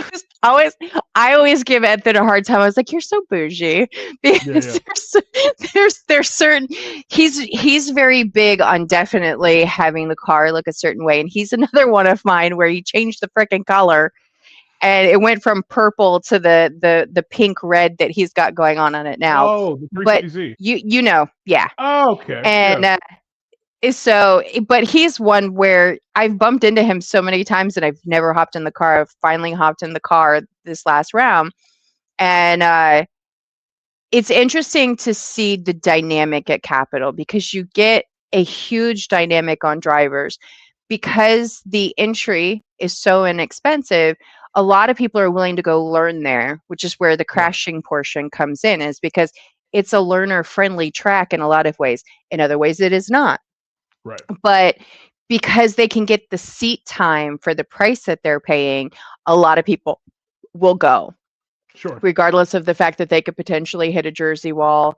The pavement's not amazing in every spot. Yeah. Um, and actually, the last car that I hopped in for the day, we ended up hitting the tires. The rear end of the car ended up hitting the tires because it started to ice. We had wet, wet, wet, wet, wet. Sun started to go down, temperature dropped. He's like, I should have anticipated that. I was like, look, it happens. We're both fine. It's not a big deal at the end of the day. It sucks that you got to fix the car. You got to pull the frame out. But at the same time, we're okay. Right. So that's what they mean by like the crashing thing. So, but I Yeah. get it.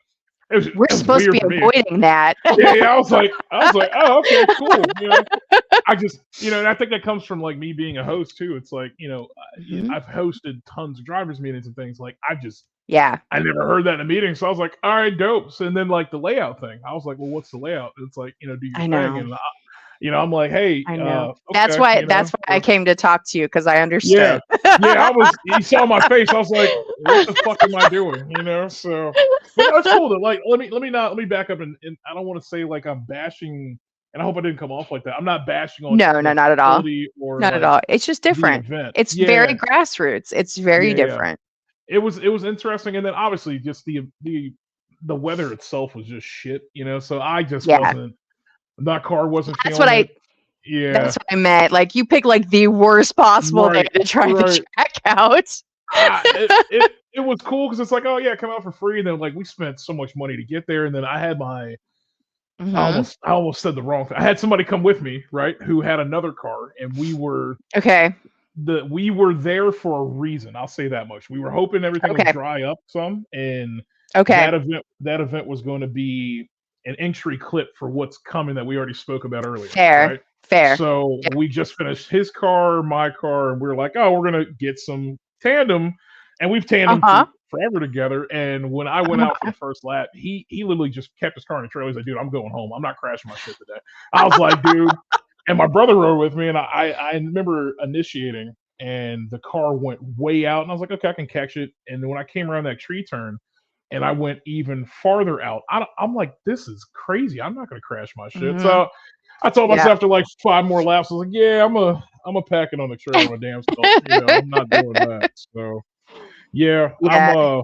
I don't want to crash it. I don't want to crash a newer BMW. I don't want to pay for that repair bill right now. I'm good. Well, there was another driver there that day that didn't drive as well. My friend Cole. I didn't realize it was him. I was like, "Was that Cole?" Because he hasn't driven in a Cole, while. He Cole actually, Ramsey, right? yeah. That's who I was talking about. That's my brother. So I love him. so Cole, weird story, super fast about him. Me and Cole have known each other for probably about 11 years, and Okay. he's my daughter's godfather. I'm his daughter's Okay. godfather. Me and Cole go so far back. Cole got into drifting because I kept pushing him in that envelope. He was a road racer, and I kept pushing him in Okay. that envelope of drifting. Cole is AMA. He's a part of AMA. Cole is a huge Okay. part of Okay.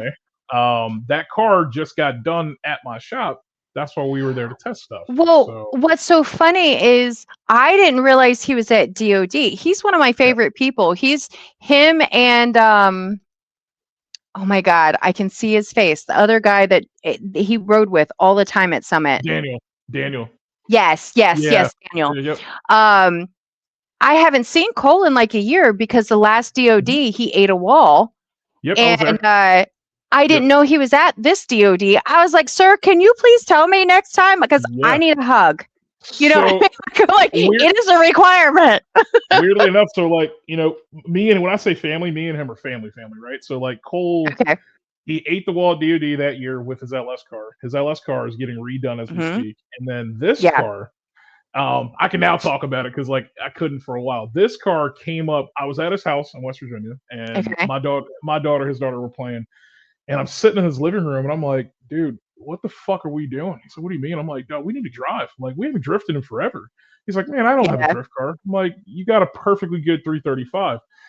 We went back and forth, back and forth. That day, we started ordering parts for his car, my other Okay. car, and he had his car shipped up to the shop, and we tore everything out, got shit Okay. done. He attended the Now we're AMA talking about a different car than the one that he was swinging before, right? Okay. yeah. So this is his. We built. He has his seat time car, and then my white BMW is my seat time car. His car that Okay. he crashed is his pro car. My Skyline's like my pro level car stuff. So like we have those, and then we Okay. have our seat time cars. So it all came out because like I was like, dude, I'm hosting because he knew about Pantera, How you know. how have we not met prior to now? Yeah, I don't know. Yeah, I'll be I honest. don't Like know I'm how a we haven't very met prior to now. I'm talking here, but like this is different for me. I'm not a person that gets on camera. I don't do I don't do podcasts. I don't do a lot of this stuff at all. Like I'm not. Yeah. I do videos. I got a YouTube thing or whatever. But like I'm not a camera person. I'm a very introverted person when Sure. I'm not out and about. But yeah, I Okay. don't know. It's like it's weird because you talk. As soon as you say yeah, Cole came out, that's the guy who was like, hey yeah, he just got in his truck and went back home, Okay. right? But Well, because I when I pulled in, I thought it was him. Like it took me yeah, a second, like, and I sat there. I was like, and then I went to go find him to go say hi, and I was like, I am so confused. I swear I yep, just saw that man. yeah, no, So I him and messaged him.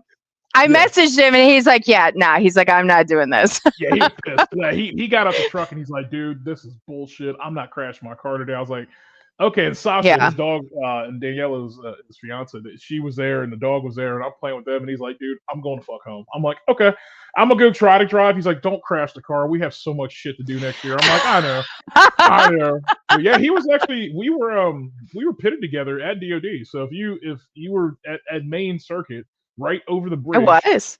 there was a white Uh-huh. truck. That white truck was mine. There was a huge Okay. Panda tent a kindred tip Okay. that's like 30 feet long, whatever. That's mine. And we were parked right Okay. next to them. So he was actually there pitted with me. So Yeah, yeah, and I told him that. I was like, "How the hell were you at DOD and I didn't even know you were there?" yeah. So Because we drove him together and just on like certain courses, and that's it. So okay. Yeah, yeah, because him and Daniel were like probably like the first two like I hopped in a passenger seat with. Maybe not yeah, like the exact first two, but like the first like group, if you will, yeah, that I hopped in passenger with. And Daniel's a really damn good driver too, man. So like I think the new setup, I love the paint job on the BMW that he has. That color, love it. yeah. And his daughter did that. And I'm like, "You go, No shit. girl. Yeah, I You haven't do seen you, him in Bill." years. Me and Feaster, I've known Daniel Feaster for a long time, so I haven't seen him in years. I was gonna buy an S13 from him. That's how we met, like 12 Okay. years ago, something like that, 12, 13 years Okay. ago. But I think when he first started his shop and stuff, and I haven't seen him in forever either. But it's just crazy you're talking about Cole. I'm like, yeah, like I was just at his house, like hanging on the couch. You know what I mean? So yeah, he's got some cool announcements coming. Yeah, you'll see. Well, You're good, gonna see a 'cause lot of AMA stuff. So I was glad to see him because I was actually a little concerned that like he had kind of given it up after the hit at DOD because I hadn't yeah, seen no. anything from him at all or seen him anywhere. Yeah, so I mean, he runs his own business and all that, and then like life Yeah. happened, and I Yeah. won't Oh go into yeah. all his stuff, you know what I mean? But like No, that's fine. I know what you're talking yeah, about. It's fine. yeah, yeah, and then and it literally was just I'm not gonna let my friends not be broke with me, and I was like, hey, we're Yeah. if I'm coming back, you're coming back, and Yeah. we've always been like I'm on, he's off, and stuff like that. And it kind of sucks that it took this long till now we both have just running seat time Sure. cars. But it's cool. It's such a small world because he got into it, back in the day because of me pushing that envelope, and I'm so happy Yeah. I did. He's such a consistent driver too. He's really good. So Yeah, because Capital and Summit and Shenandoah, him and Daniel, I've seen them. I've seen both of them at all three, yeah, and not this year, not 2025, but the year before. Him and Daniel were at almost every event together. yep, Um, 100%. I didn't see Daniel at DOD. I don't think I saw him at Fainter Fright. And Fainter Fright, like he was just making Shenandoah look easy. Like he was just burning through carousel. Hell yeah. Yeah, I haven't seen him in a while. I don't know what happened there, so I won't go into that. But I gotcha. I gotcha. so yeah, I don't know. I haven't seen him in a minute, but I see Cole all the time. So I'll definitely Okay. I'll tell Cole you disappointed him by going home early. So I'll let him know. I I got you. already told him. Yeah, you're good. Yeah, there you go. I did because I messaged him. I'm like, "Where did you go? I swear I Yeah. just saw you." I was so bummed out he left. I was like, bro, we had a whole plan. This was our weekend. We're hanging out. He's like, Yeah. yeah, but I'm not totaling my car for this shit. I was like, okay, all right, sounds good. So, which is Yeah. I understand. That's totally fair. Of So, course. but Of yeah, you'll course. see a lot more of him and a lot of Okay. other cool people. And I think everybody that's still here with us, they'll like to see what's coming. It's going to be interesting to say the I look least. forward to So it. I look forward to it. yeah, All right. Well, I have taken up almost 3 hours of your time, sir. So no worries. All good. All good. Hell yeah. so there's no more questions in the comments anywhere, no more statements. So I'm gonna go Cool. ahead and let you go. Okay. And I very much appreciate, and actually you can stay on. I can end everything. You can stay on after the chat. Cool. Cool. But I very much appreciate your time, Yeah. and Thank I you. appreciate everybody who watched. And then if you didn't get to watch all of it, you can find it on YouTube. And Awesome. we'll see you next Wednesday. Bye, guys.